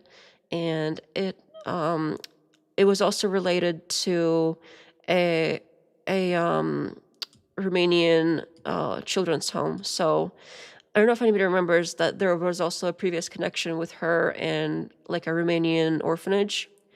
Well, this particular pastor also was supporting another pastor that is from the same church or fellowship or whatever, that was doing awful, horrible, I'm not going to go into details, but there's horrible details here about the kinds of stuff that they were doing to children, like horrible, horrible things. So, and he protected this guy even after all this stuff came out. And yeah, so with all the controversy that she already had around the whole Romanian orphanage thing and like her own connection to that, to start this whole tour or whatever with the pastor that is also connected to that, like in an even worse, more direct, like extreme way, is, I'm confused. Like, she must know the kinds of rumors that are going around. She's got like a PR team or something that must be like informing her, like, hey, like maybe do this, maybe don't do that. This is kind of what the read is on what people think of you right now. Here's kind of how we can improve like this aspect or this aspect. Like she's got to have that. Like anybody that's famous enough has that sort of thing. And yeah, I mean, that's creepy. So many things about her are unsettling, and we have quite a few more here. But let me catch up on chat here.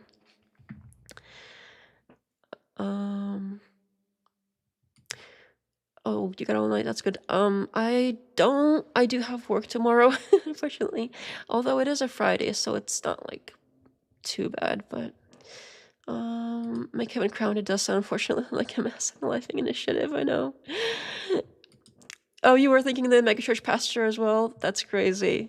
Yeah, I'm glad I'm not the only one, honestly, because it's a very strong like megachurch pastor vibe. Very strong. Like it's uncanny. And usually they're men, so I don't know if like this whole being a woman thing, if like while she was married she couldn't do it for some reason, but now that she got now that her husband is conveniently gone, now she's like the star of the show.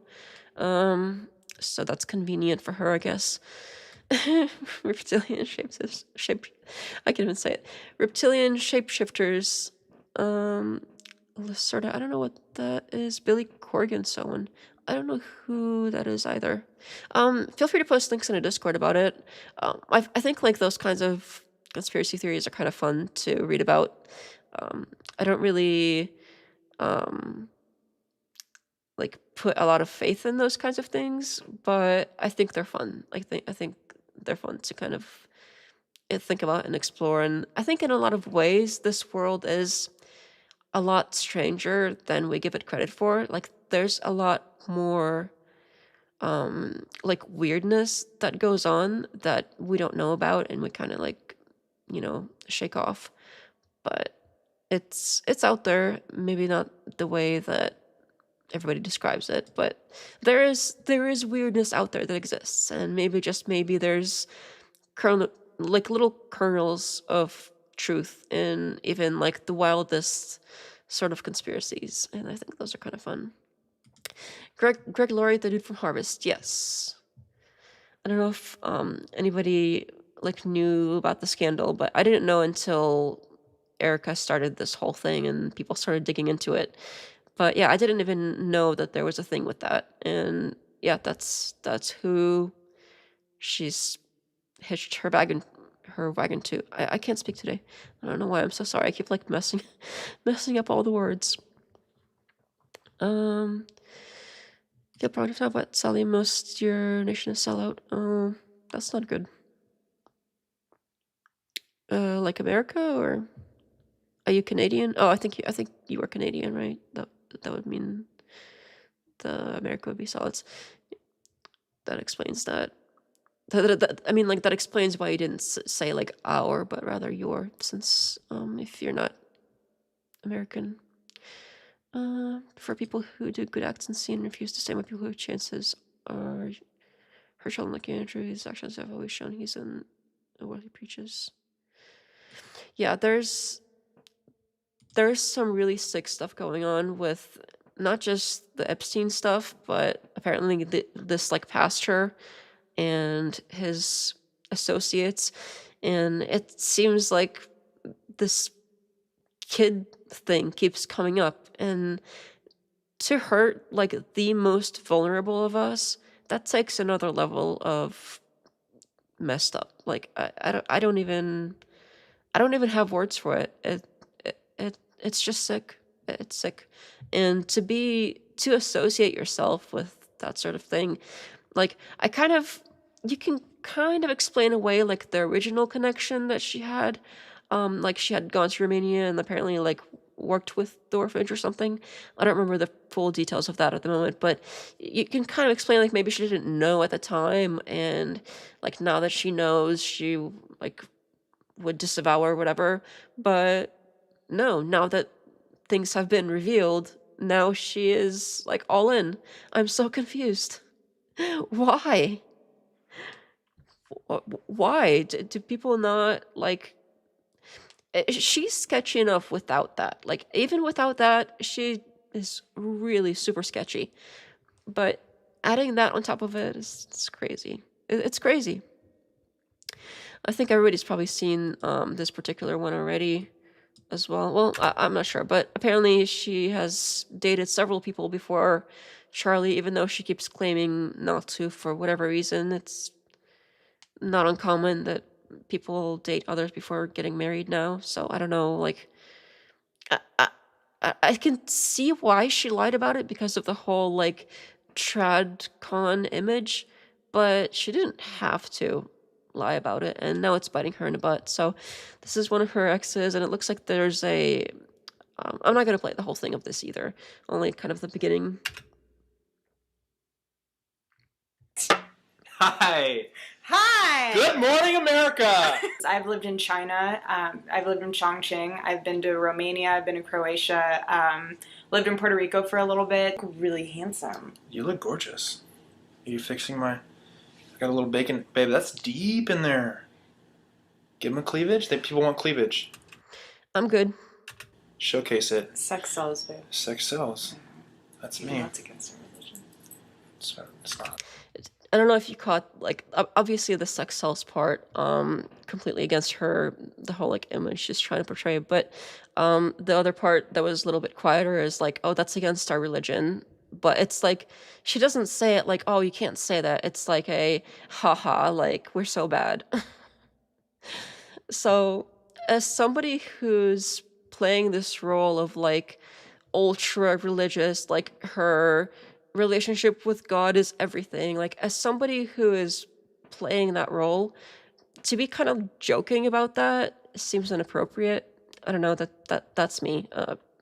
If that was something that I took seriously like that, I wouldn't be able to joke like, oh, haha, like, that's against our religion, teehee. Like, nah, it's kind of icky. Again, like, I don't care, but it's the hypocrisy.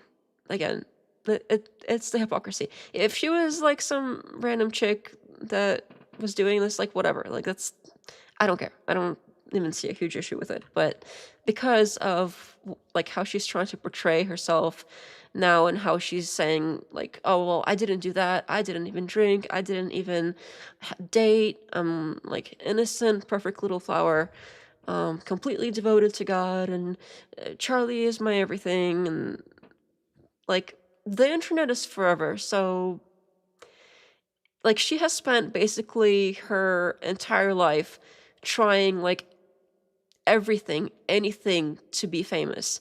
Like, everything she has done, she has constantly like nonstop worked hard to put herself out there, to make herself famous TV by dating famous men, by the pageant stuff, like uh, any kind of thing that she could do to put herself somewhere where she can be seen.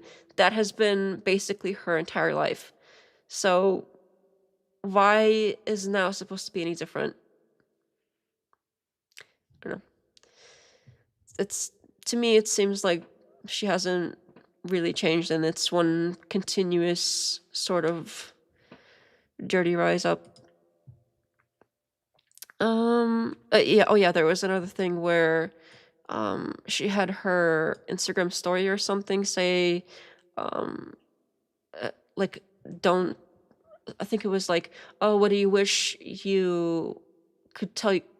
Oh yeah, if you could go back and tell yourself not to do one thing and when you were younger or whatever, something like that. Her answer was, don't try yayo, but like the actual word for it, if you know what I mean.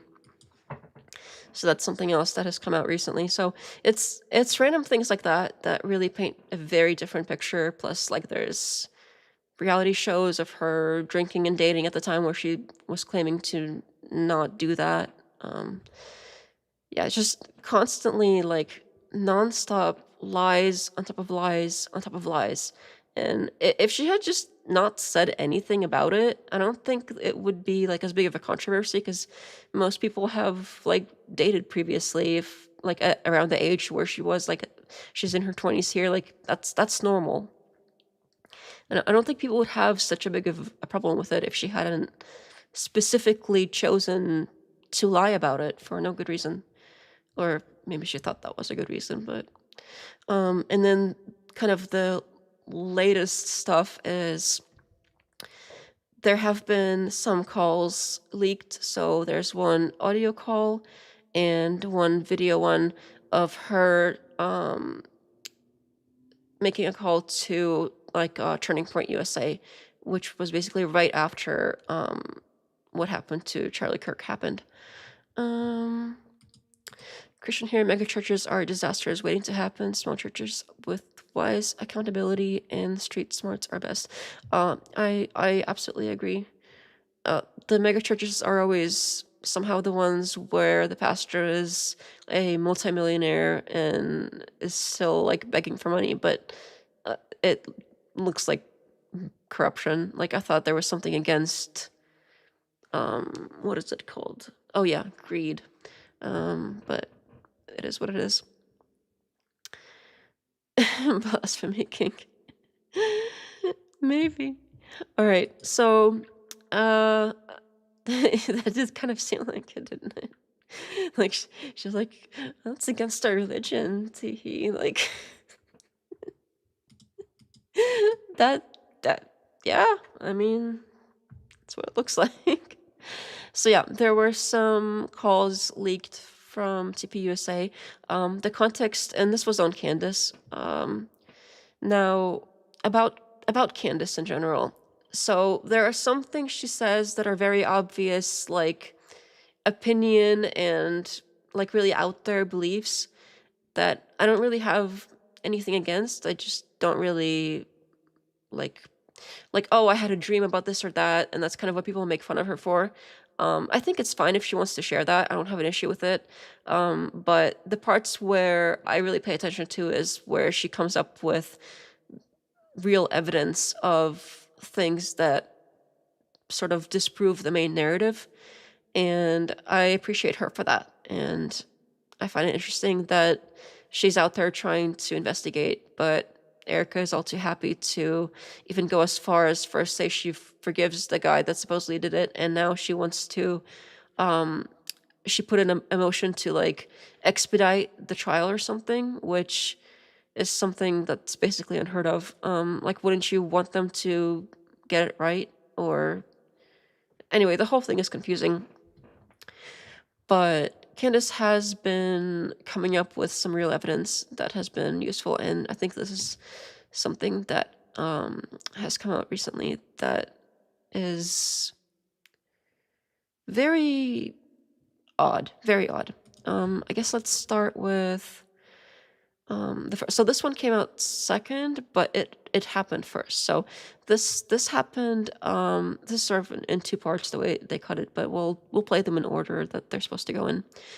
This was 5 days after 5.5 days. Oh, she said it. So 5.5 days after Charlie Kirk got Charlie Kirked. So After Charlie was announced dead at the hospital. Take a listen. And we will do our best to continue to make Turning Point USA the behemoth that he wanted it to be, this massive thing. And it is, and that's why we have to stay humble. But, I just want you guys to stay in prayer. And if you guys do need anything, please reach out to whoever you know to reach out to. I thought that was supposed to be the beginning. Did I get that wrong? No, that should be it. And pray with one another. Be there with one another. Be soft with them. She's constantly like not tissue patting her face, but I'm not like there's nothing there. She's like constantly like tapping and just like rubbing her eyes to make them redder or something. What's the goal? Like to like rub that hard? I don't see why else you would do it, but it's odd. One another. Everyone grieves differently, so if someone's acting weird, don't read into that. And also something else that it kind of looks like here. I've heard Candace say something about her like not having her like makeup and hair on or whatever, but she is wearing makeup here. It's very obvious. She's got at least like eye makeup on, and something else. It looks like it's like some of it is under her eyes now, which makes her look like she hasn't slept or whatever, like when people do like circles under their eyes. But that looks like more of the eyeshadow to me. Like, it's a little blurry, so obviously I can't be certain. But with all of the like rubbing that she's doing, it looks like she's just like rubbing eyeshadow around. And she very obviously still has mascara on and everything. So I don't know. It's not like she's like sitting there like completely without makeup, disheveled, doesn't care what she looks like. Like that's not what I'm seeing here.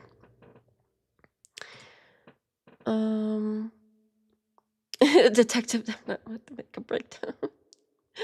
I am just recently learning about makeup too, so I ought to I'm trying to figure out how it works. So I've been working on that, and that definitely looks like makeup to me. Anyway. And also, like, weddings and funerals brings out the weirdest side in people. So what she's actually, like, the actual words here, too. And we will direct. The sound is a little bit off in the beginning, but it always goes to play with the whole, like, oh, she's a reptilian thing, but it's just like a sound error. Best to continue to make Turning Point USA the behemoth that he. I thought it was supposed to be like right here. Oh no, this is it. Okay, I should have started here. I'm sorry. We'll get there too. It's in 2 parts for some reason. So this is the very beginning. I'm sorry. Here we go. I found it. Oh no, the justs and the actuallys. I got them all. All right. Issues. Just know if that's the reason why. Here is the beginning of that is where call. It starts. Yep, there you go. Oh. So immediately she's like so happy to be there doing this. It's almost like this is 5 days after Charlie got kirked. So I don't know if I was married and that happened to my husband, and even if for some reason I was named to run the company or whatever, and like remember she's supposed to be like a traditional wife, staying at home, taking care of the kids or whatever, but she seems to be doing everything but that. Like, why would Charlie want his wife to run this company when any of the people, like any of the men that he was actually working with, would be capable of doing it? Like, what is she supposed to do? Because his whole spiel was women should be at home raising kids, that women shouldn't be doing this working stuff unless they really had to. And she doesn't really have to.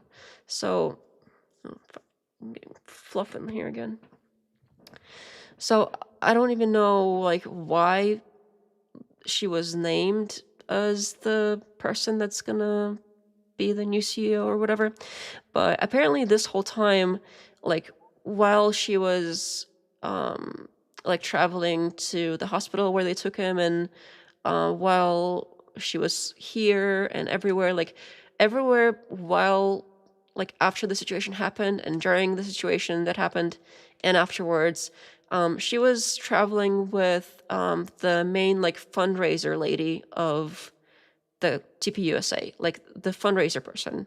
And that's something that Candace brought up, that she was like, it wasn't like her mom or anything. It wasn't her family.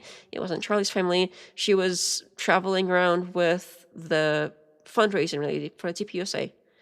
That was apparently who was filming the famous like video of of Erika, like holding his hand in the coffin and crying for the camera. Like apparently that lady is the one that filmed that. Like, oh, that was a bad take. And can you do another take? Let me come back over here and do another like crying thing or whatever. Like, who does that? Anyway, so that's the context. So even while she's in here, I think she's got that lady over to her side, and some people have said that Farnsworth is I forget which one he is, but apparently also shady. You can like kind of see somebody that looks like him in the door outside. We'll kind of see more of that later on in the video. But this is just the start, and she's like so happy to be there. It's like she just got a promotion and she's so excited about it. That's the read. Oh, look at all the thumbs up. Look how cute that is. Oh my goodness, all the thumbs up. And this is the guy in the and this is like a reflection over there or something, or the window. It's like a window reflection, and people say that guy looks like Farnsworth, I think it is what they're saying, who was also shady throughout the whole like Charlie Kirk situation. I don't know. People have said allegedly. Sorry, this is a little bit more informal than probably Charlie would be reacting. How sweet.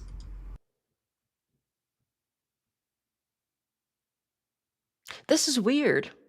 It's weird. I didn't know they could do that. I hate Zoom. She didn't know that you could thumbs up on Zoom. Why do you want to be CEO if you don't even know how Zoom works? Like, any kind of like business adjacent person knows how Zoom works right now. I don't get it. Or is this supposed to be like, oh, I'm just a ditzy little blonde lady, I'm so innocent, I don't even know how Zoom works, oh my goodness. Zoom. I never liked Zoom. Sorry, you guys. I just wanted to say first and foremost, my heart obviously is broken for you guys as much as it is for our family. You guys lost not only a boss, but Her heart is broken for the employees? For what the employees lost? Okay, I mean, sure, but someone that you looked up to, someone that you believed in his mission, that you also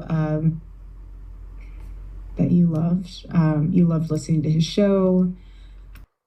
I don't know if literally everybody that worked for Turning Point USA was like that into the show and the message and everything. Like, I'm sure they like on some level weren't like against it, but I don't know if literally everybody that worked there was like that into like the exact same stuff politically.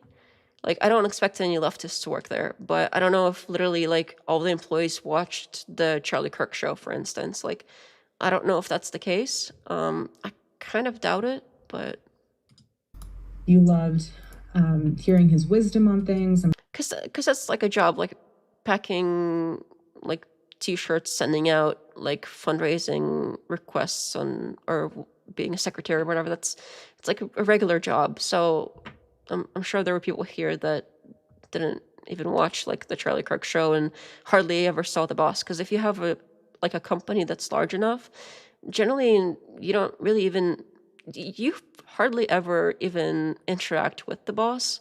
Like, you might say hi on occasion, but generally like the boss doesn't know who like everybody in the company is if you've got like 1,000 employees or whatever. So this is a little odd. In her defense, she's probably hardcore type A and provides a face no one else can. In Charlie's absence, hard to find someone else to fill those shoes, man. It sucks. He was the person you use the software I work on, so. All right.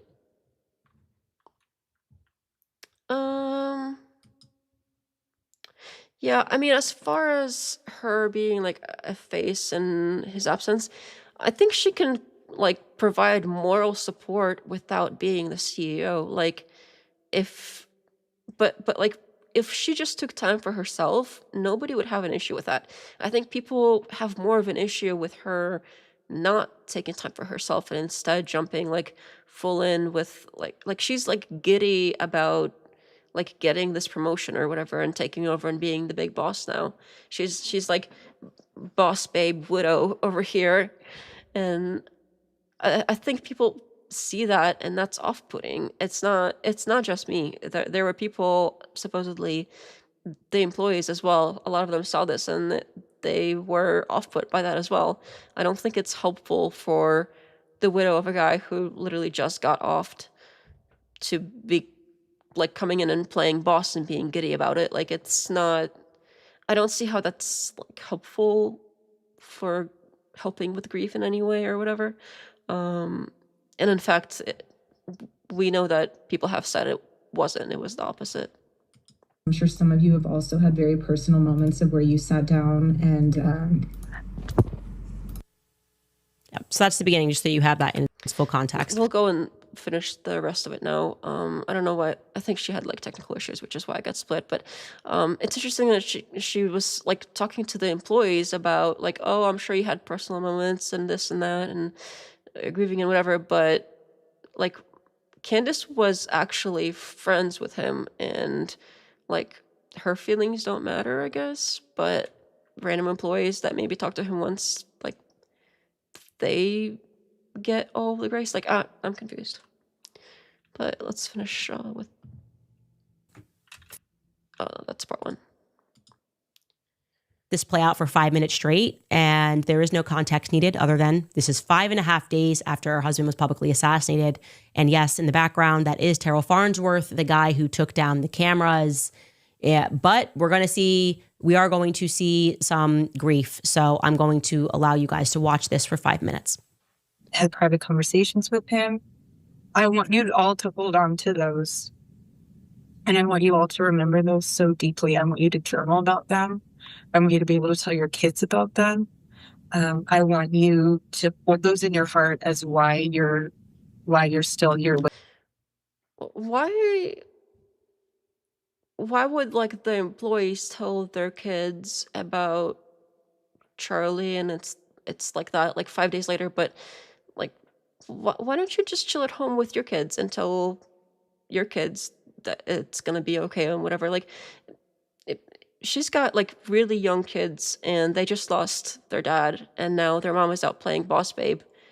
Like this isn't like just for funsies once in a while. It's like a pretty demanding job. She's flying all over the place on the private jet.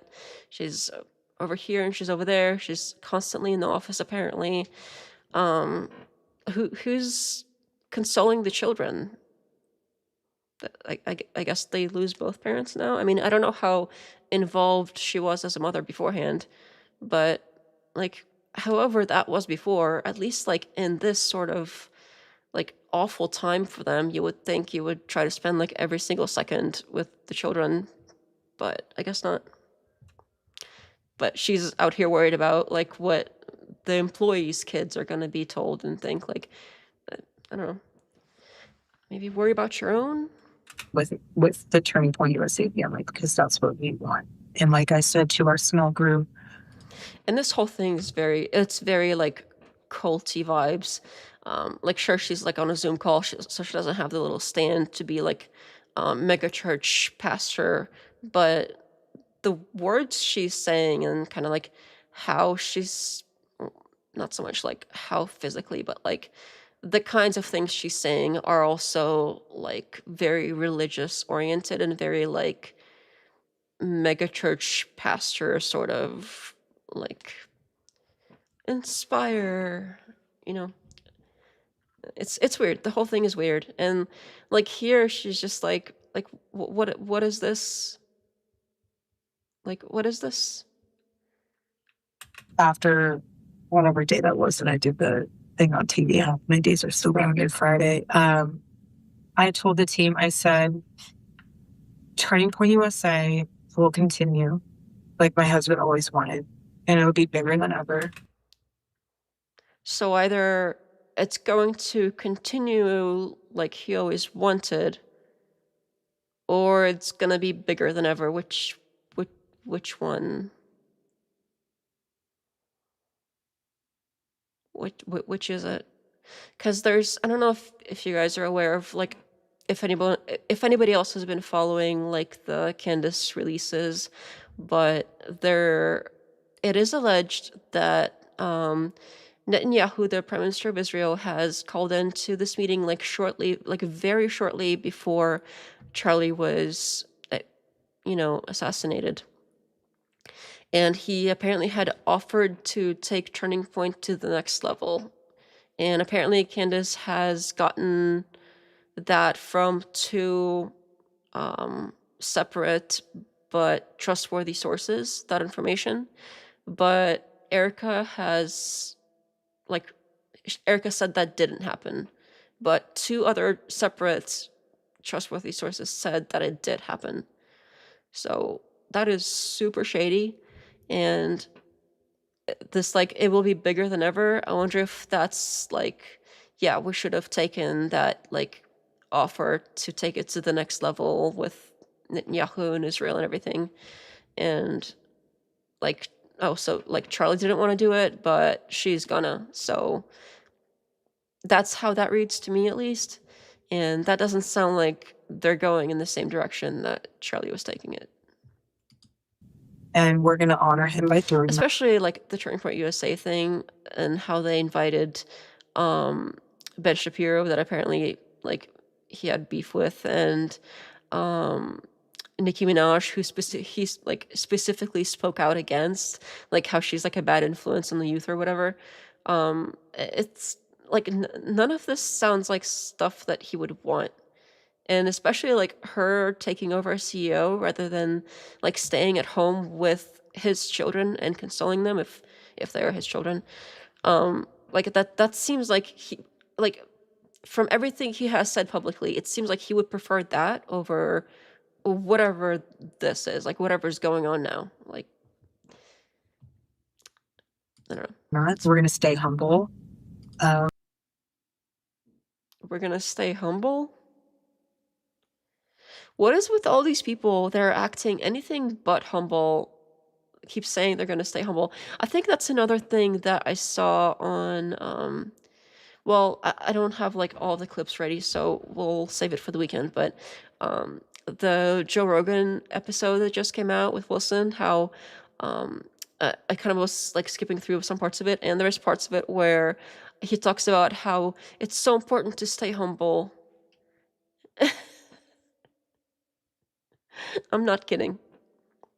And how they talk about how important that is, and how you got to stay grounded and humble, and you can't take your like audience or fans for granted, and how important his fans are to him, and all of that contrasted with how like, and like the stuff he's actually said on stream. And I'll have to save the clips for that and bring them all up together, otherwise it's not like as funny. But yeah, that's what is it with like another person who is like not acting humble at all, like coming out with freaking like fireworks on stage and making everything about herself, and like I don't see any humility here, but okay. We're going to work hard because that's what he would want. And we're going to just make it grow. And we're going to keep our eyes fixed on heaven. And, you know, like even Stacey said, he's going to find ways to speak to us.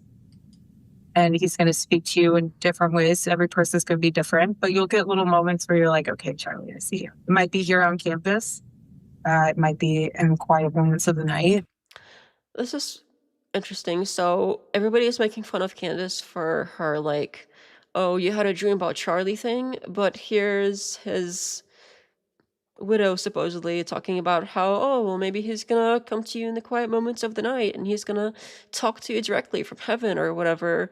And if Charlie has so much to say from heaven in all of these other quiet moments of the night and all of these other random moments in life to his employees, why is that so implausible? Like, if you believe that, why can't you believe that he would have something to say in the like via the dreams of one of his best friends? Like, why is that so crazy, but like this isn't? It's got to be consistent. We got to either say like both of these things are kind of ridiculous, or maybe both of them are sort of plausible. Like we can't, like, cherry picking one or the other is like silly in my opinion. But he's here, and he's more alive than ever, and he is he's going to guide us, and we just have to remain humble. What's with he's more alive than ever? Not the words I would have chosen, but okay. But again, what I told the team was, I will fight like hell to make sure that all of you have a job here. I don't want anyone to think their job's in jeopardy. That's kind of funny, knowing what we know now. With apparently there's like mass firings going on of like the most loyal people that Charlie has hired, and also allegedly a lot of them are being replaced with like spooks, like straight up like spooks, like government like type like agency sort of people, like allegedly. And yeah, I've heard a couple like whistleblowers come out and say that apparently it's not complete, it's like completely different now. It's not like fun anymore. It's not it doesn't feel safe to talk or whatever. And she's acting weird, and she's bringing in all these random people and firing all the people that Charlie hired and bringing in like her own set of people and all kinds of weirdness like that. And apparently that's still ongoing. Like the firings are continuing. And it's funny, she's over here like, oh, we're not gonna let you go because of finances or whatever. You're all family. You should stay. Don't go anywhere. You're so important. And then like a couple months later, like, you're all fired. Get out of here. Bring in my own people. Oh, am I not on the camera thing? I'm sorry. I didn't even know I wasn't on camera. Here I am gesturing and everything. And I didn't even notice that. Sorry about that. This whole time I could have been like drinking water and everything. Why did nobody say anything earlier? Oh my goodness, you guys. Nobody said anything earlier. Come on. You gotta tell me these things. And I just go on and on blabbing and I don't even notice. Thank you for bringing it up. I didn't even realize. I thought that it was the other view. But I was wrong. Sorry about that. Here I was doing all kinds of gesturing and like all kinds of things, and apparently that was all for nobody. Oh my goodness. Okay, well, it is what it is. I thought you were hiding on purpose. No, I was not. I don't know. I think if I hide on purpose, I think I'll tell you guys. But I think it's nice that you guys were like also respectful of that. But also thank you for telling me. So like I kind of see like both directions there, I guess. So thank you either way. Because your family, if you choose to leave, that's different. I never will, and I promise you, I will make sure that I never allow a point to where you have to leave because we cannot financially afford. This whole like, oh, well, because we can't financially support you, maybe they can't financially support them anymore. That is not the case. They have made more money than ever. Like they have taken more of the investments than they ever have. Like they are rolling in dough right now. So that can't possibly be a reason for why they're firing all of these like loyal people who have been working for them for years, who have been supposedly working like literally like double the hours, like 80-hour weeks. That's ridiculous. And they're firing those people and supposedly bringing in spooks instead. So allegedly. Fortune. And that is a promise. I want our family to stay together. The best. And this whole like family thing is also like giving a culty vibes. The whole like mega church pastor is culty enough, but this whole like turning the workplace into this like I don't know, this seems really manipulative. Like, you know, you gotta put your all in your Charlie wants you to work, and we're family, we gotta make this bigger and better than ever, and etc., and we're never gonna let you go unless you want to leave, we're never gonna fire nobody, etc. And then to turn around like literally a couple months later and be like, just kidding, get out, bye. we're going in a different direction. No other explanation. My goodness. This chair is so squeaky, that's so annoying. Gotta fix that. Best of care.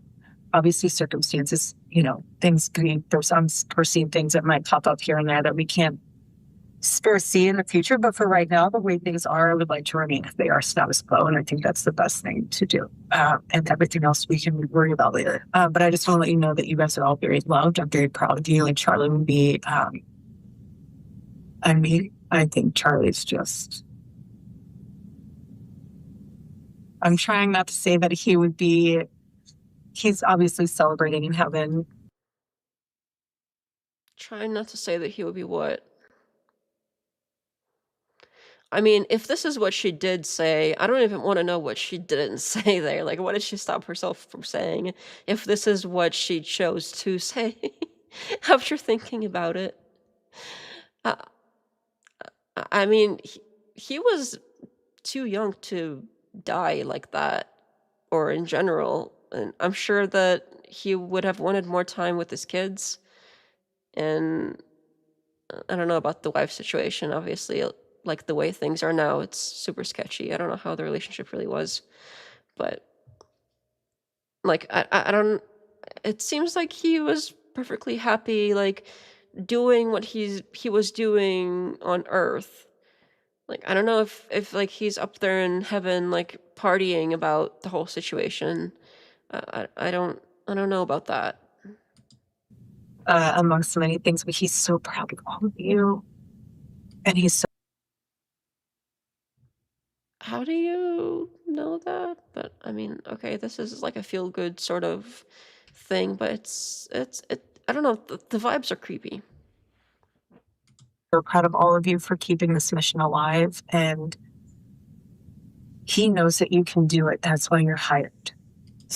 Do it for Charlie. He knows that you will be able to carry the torch, and he knows that you're going to do a great job. And if they can already carry the torch, what do they need you for? I think that'd be fine if you just went home. You're going to be able to, even though things are going to be tough, honestly, the nights are the hardest. Mornings are pretty raw too.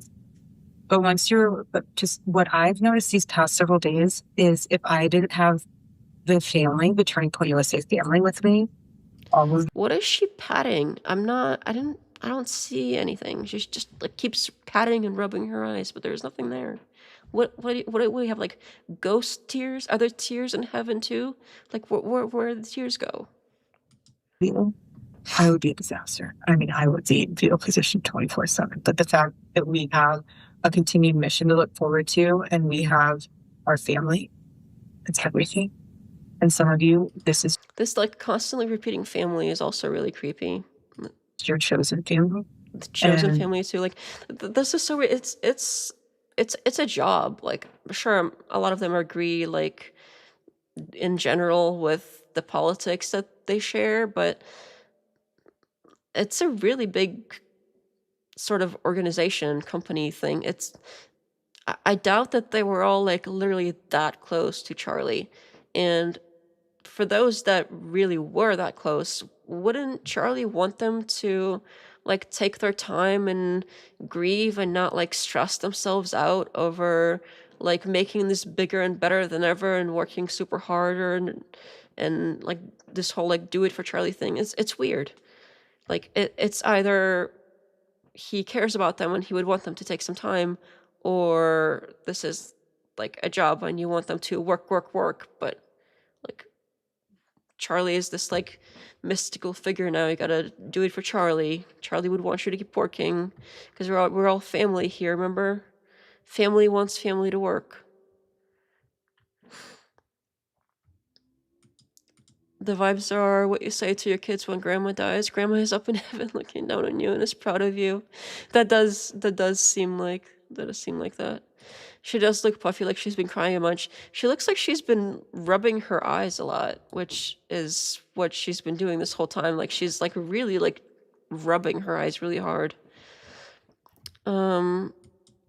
I don't know. It's weird. Just rely and lean on each other. That's huge. Leaning on each other is huge because all of you See, like she's constantly like rubbing, like you can see her skin moving around with how hard she's rubbing and like pulling on the eyes.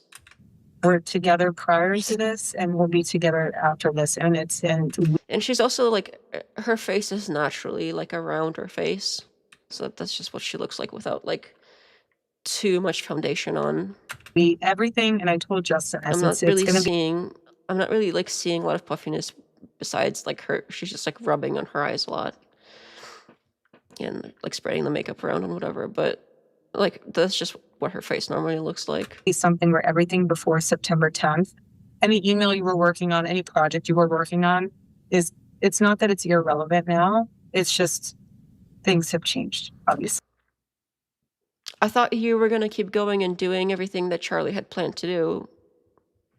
So this was kind of weird and kind of ominous.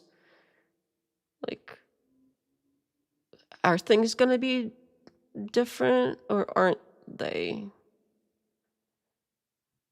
That's so confusing because on one hand she's saying, "Oh, we're gonna carry on Charlie's work and he's up there partying in heaven because he's so proud of this family and we're gonna keep doing everything for Charlie, everything that Charlie wanted to do." And on the other hand, she's saying that we're gonna make this so much bigger than he wanted to and we're gonna change things around. And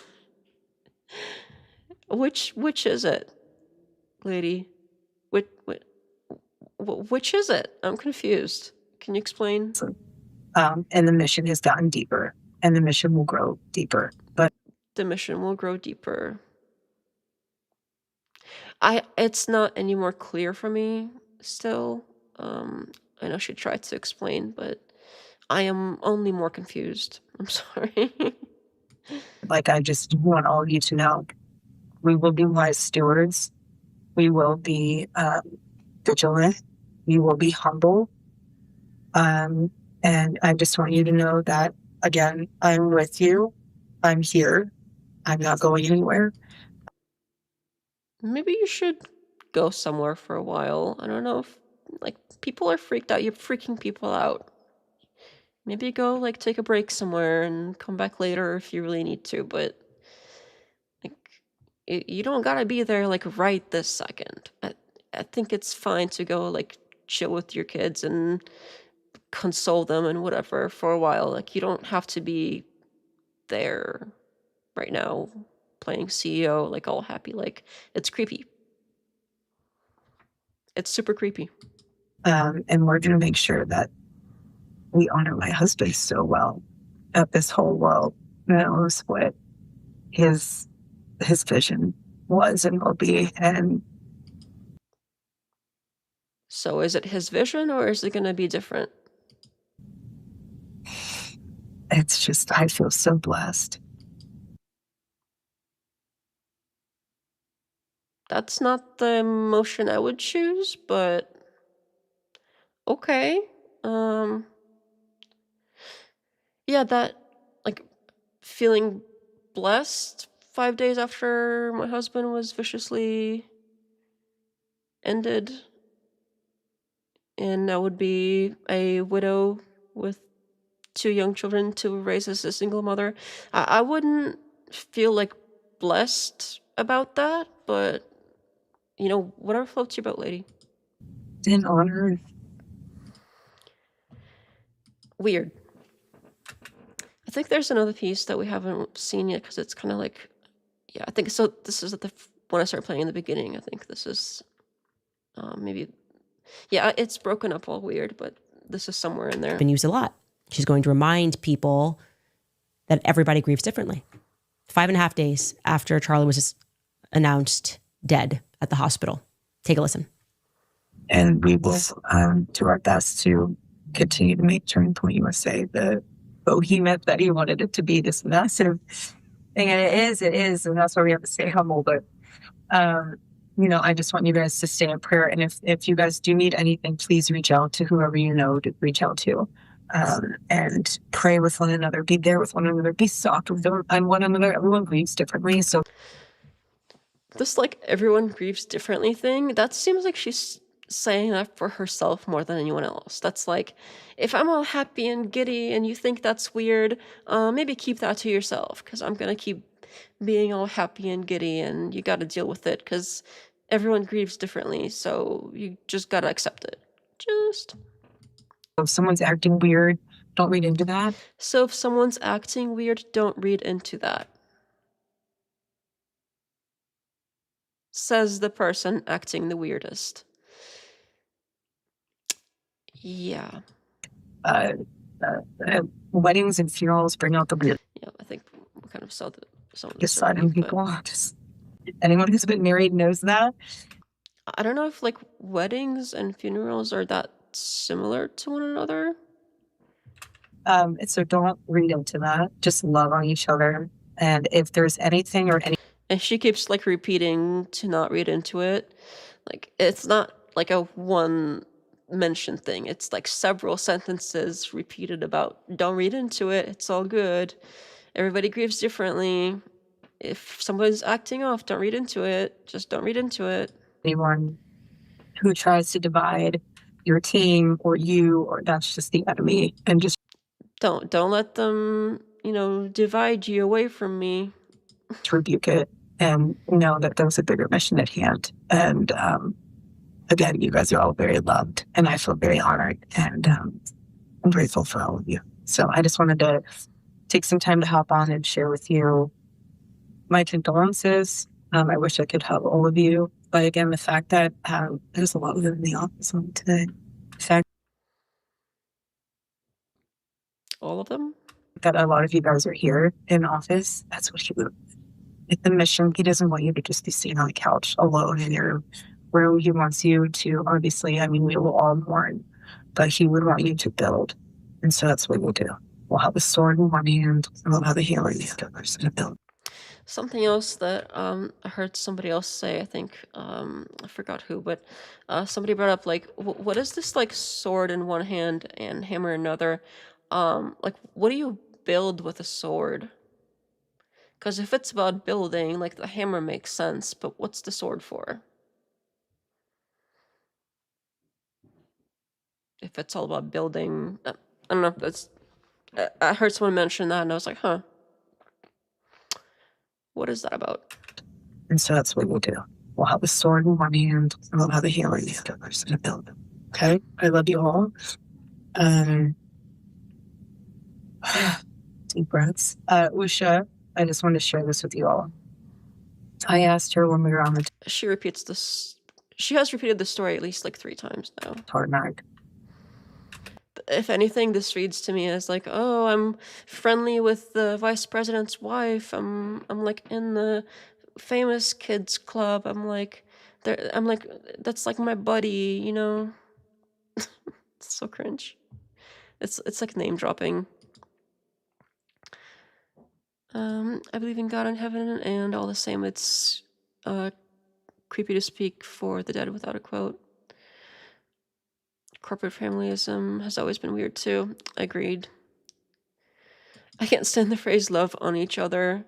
Yeah, something is off about that. Like, why not just love each other? Like, what is the on for? It almost seems like inappropriate in some way. If rather than love somebody, like on somebody, seems like it's not like reciprocated or something. Like it's like inappropriate.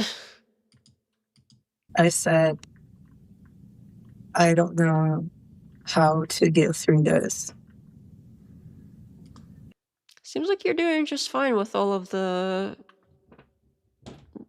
happy, like, firework gratefulness and whatever it is she just said.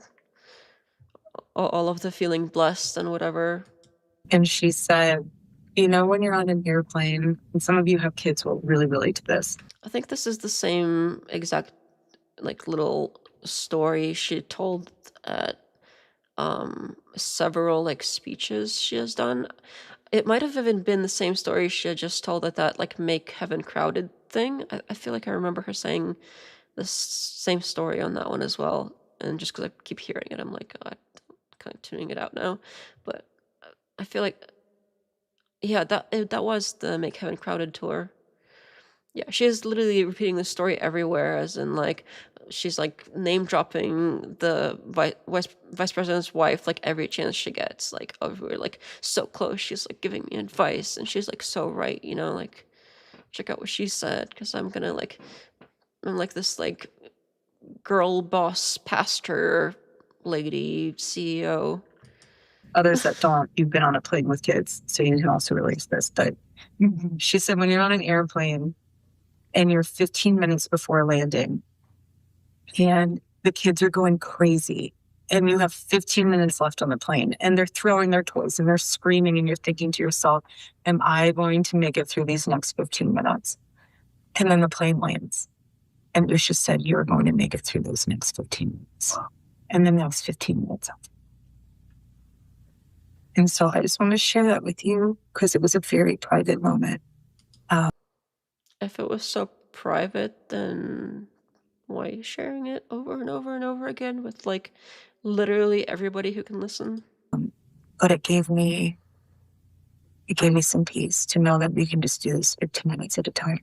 So if that means at work when you're feeling a little bit stop, take those 15 minutes and you'll be okay.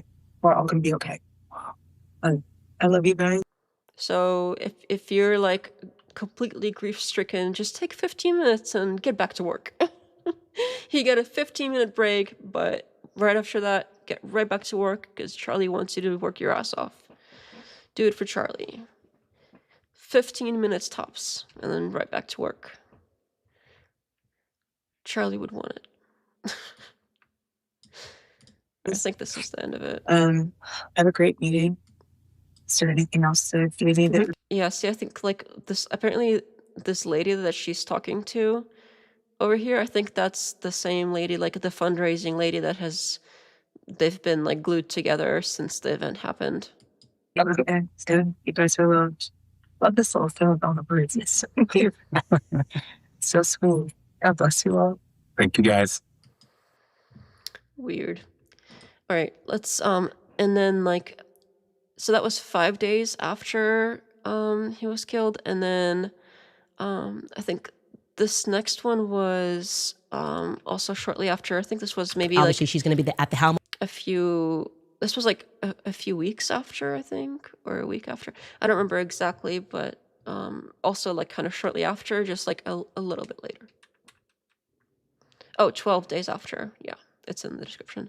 So this was 12 days. The first one was 5 days. This was 12 days. And this is an audio recording. This isn't like a video, but it's also very telling.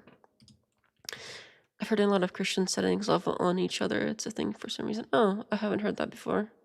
That's interesting. I don't know why they don't just say like love each other. That's confusing.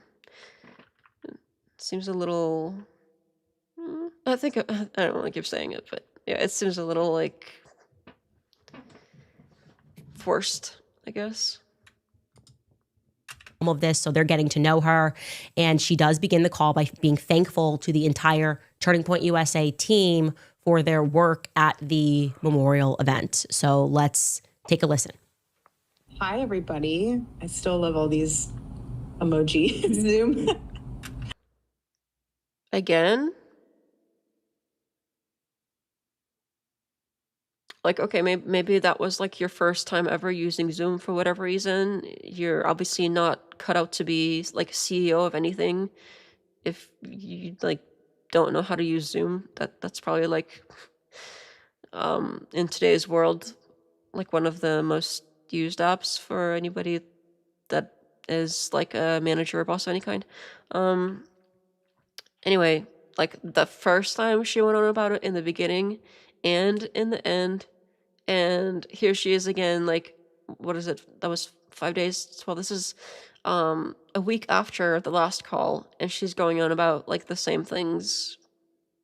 It's a little, I don't know. It's weird.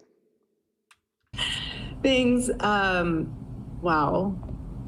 I don't even know where to begin. Like being so like giddy about everything is weird.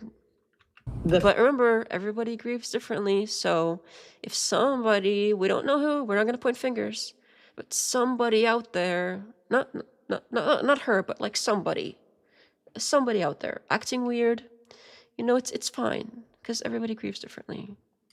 The fact that we were able to pull off an event of a century, like it's just insane. We had over 275,000 people that attended, and the stadium, overflow, Westgate, insane, you guys. And then you have, was it 100 million? You guys that heard the gospel and all about Charlie and all about everything that you guys do, and the hard work of Turning Point USA is insane. We had thousands that were registered to vote. I think we're at like over 200,000 for merch sales. So it's immediately everything about how successful the event was, how many people showed up, and she's like super famous now apparently. So all these people showed up and she got to like preside over everything. And she's like so giddy about everything, and like about like, oh, look at all this money we raised. Like, if I'm trying to put myself in that situation, like my husband just got assassinated and he left behind this organization, and for whatever reason, I'm not like consoling the kids, I'm out trying to like run it for whatever reason, okay? And there is an event and we raised like a ton of money because people have heard about this like assassination and it drives people to want to help. I think that would be really like bittersweet in a way. Like, I don't think like that doesn't sound like a like giddy happy thing to me. That'd be like, it's great that we, raised all this money. Now we can continue his work. We can like do the things that he wanted to do for the world and whatever. Like, but she's like really focused on this, like how big everything was and how much money they made, and not really. This is like 7 days after the last call. Like this is like what, a week and a half after the actual like assassination. It's weird. Like, something is very off-putting about that. And I don't know. It's like she wants to hop on and keep like playing boss so they don't like forget her and move on without her and like give the job to somebody else or something. I don't know. Like what, like nobody would blame her if she took time off. Quote me on that because I think it just keeps like bumping up like crazy. But I just wanted to say a huge thank you to the events team, the development team, the graphic design team, the production team. It's just phenomenal. Their incredible work leading into the memorial. And honestly, a lot of the staff that worked on the memorial, they had 20-hour days for a week during the time of us grieving the loss of my husband. And honestly, I know several staff that didn't even sleep. Again, you guys are breathing angels, and I'm so grateful for all of you. And obviously a huge thank you to the Mosaic team. VI, you guys are 10 out of 10. Like we have the most incredible team. We just do. And you guys know that, and you guys are all a part of that. And I am so thankful. And if you do have a moment and you run into any of those staff members that you know had a role in this, and that they put a lot of their time and effort into it, just say thank you. There's something really special to be seen in moments like this. She's just kind of going on like matter of fact, like a regular like boss babe CEO, that she's got all these wonderful people, and there's nothing wrong with that. Like that's fine, but it seems like really soon and really like upbeat and really like hasn't, like Charlie's not even mentioned. It's like he's gone and whatever. It's like Charlie's only like whipped out to get this like idea of him so that people like remember to like work hard for Charlie, or like Charlie would have wanted this, so you got to do it for Charlie. It's only like whipped out as like this sort of deity sort of figure, but in the rest of times it's like she's finally got what she wanted. She's the boss. She's got to talk to her team and let them know how much money they raised. And it's not easy. I'm speaking from experience. I'm right in the trenches with you guys. And so the fact that you just, a simple thank you. I don't care if any of you have beef with each other from the past or have any issues with someone said something about this or that. Like, if you guys have any of that, please put it to rest. What is that supposed to be? And here's like my husband's dead. She finally brings up Charlie, and it's about her.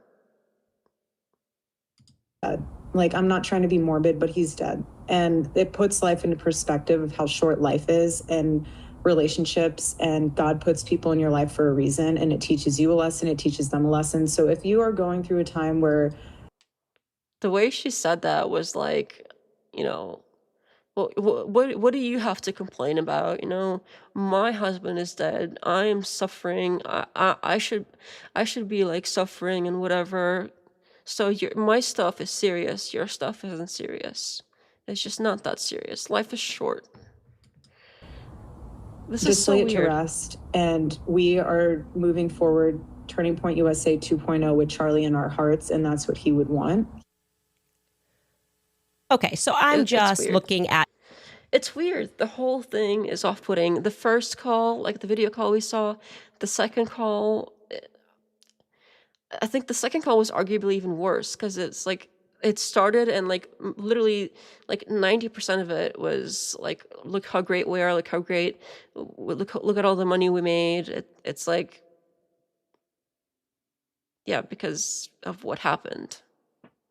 That's why people are like donating and everything. Like, what? That's not, I don't know. I wouldn't feel comfortable celebrating that personally, but it is what it is. Yeah, the merch sales. Gotta talk about the merch sales. Nobody else could possibly do that. It's gotta be her for some reason. All right. Well, that is what it is. It's basically what I had for today. Is the stuff with the ICE situation, and the temple thing was so funny. So cringe, but so funny at the same time. And I think there are a few more clips I want to cover from the Joe Rogan thing, but I want to have some like contrasting clips from other videos first, to kind of gather together. So I think we'll do that at another time. And I do want to go over the I do want to go over the force doctrine that re-examination had that like versus 5 short debate with Wilson. I did see that like shortly before this, so I do want to watch that together as well. I think that would be fun, but we'll do that on Saturday. Yeah. I don't think the word bald has been said yet. Now it has. You ruined it. We had a streak going here. It's been 0 days since we've talked about baldness. Oh, you know what's funny? I happened across a video where it was like unrelated to baldness, but it was also like suddenly talked about, and I thought about saving it and bringing it up, but I was hoping maybe we could just like let this die. But I guess you haven't forgotten, so I forgot what that was though. It was kind of random too, but it is what it is. Not letting go. Oh no, that's. Well, I walked into that one. Okay. Well, that's where we're at now. Thanks everybody for hanging out, and I hope everybody had fun with the politics night. I know it's not like, it may not be as like fun as the more like the debatey, drama thing sometimes, but I think there are still situations that are in not necessarily like ha ha funny, but like so absurd that they're kind of funny. Like the Tim Pool boot thing and the Erika thing is like so off-putting funny, I guess. And just like weird stuff going on. So, yeah, I guess even some politics stuff can be sort of interesting enough. All right, I'm going to go have a snack and get some rest, and I'll see everybody on Saturday night. And we may or may not have other stuff planned. We'll see. Maybe. But I might be on a little bit earlier than usual on Saturday, but we'll see. Maybe. So, okay. That is pretty much it. I'm glad y'all had fun. You have a good one as well. And yeah, maybe some other stuff, but we'll see. We'll see. No promises, but there may be plans happening, but we'll see. You'll know. Okay. Where's my ending thing? There we go. Have a good night, everybody.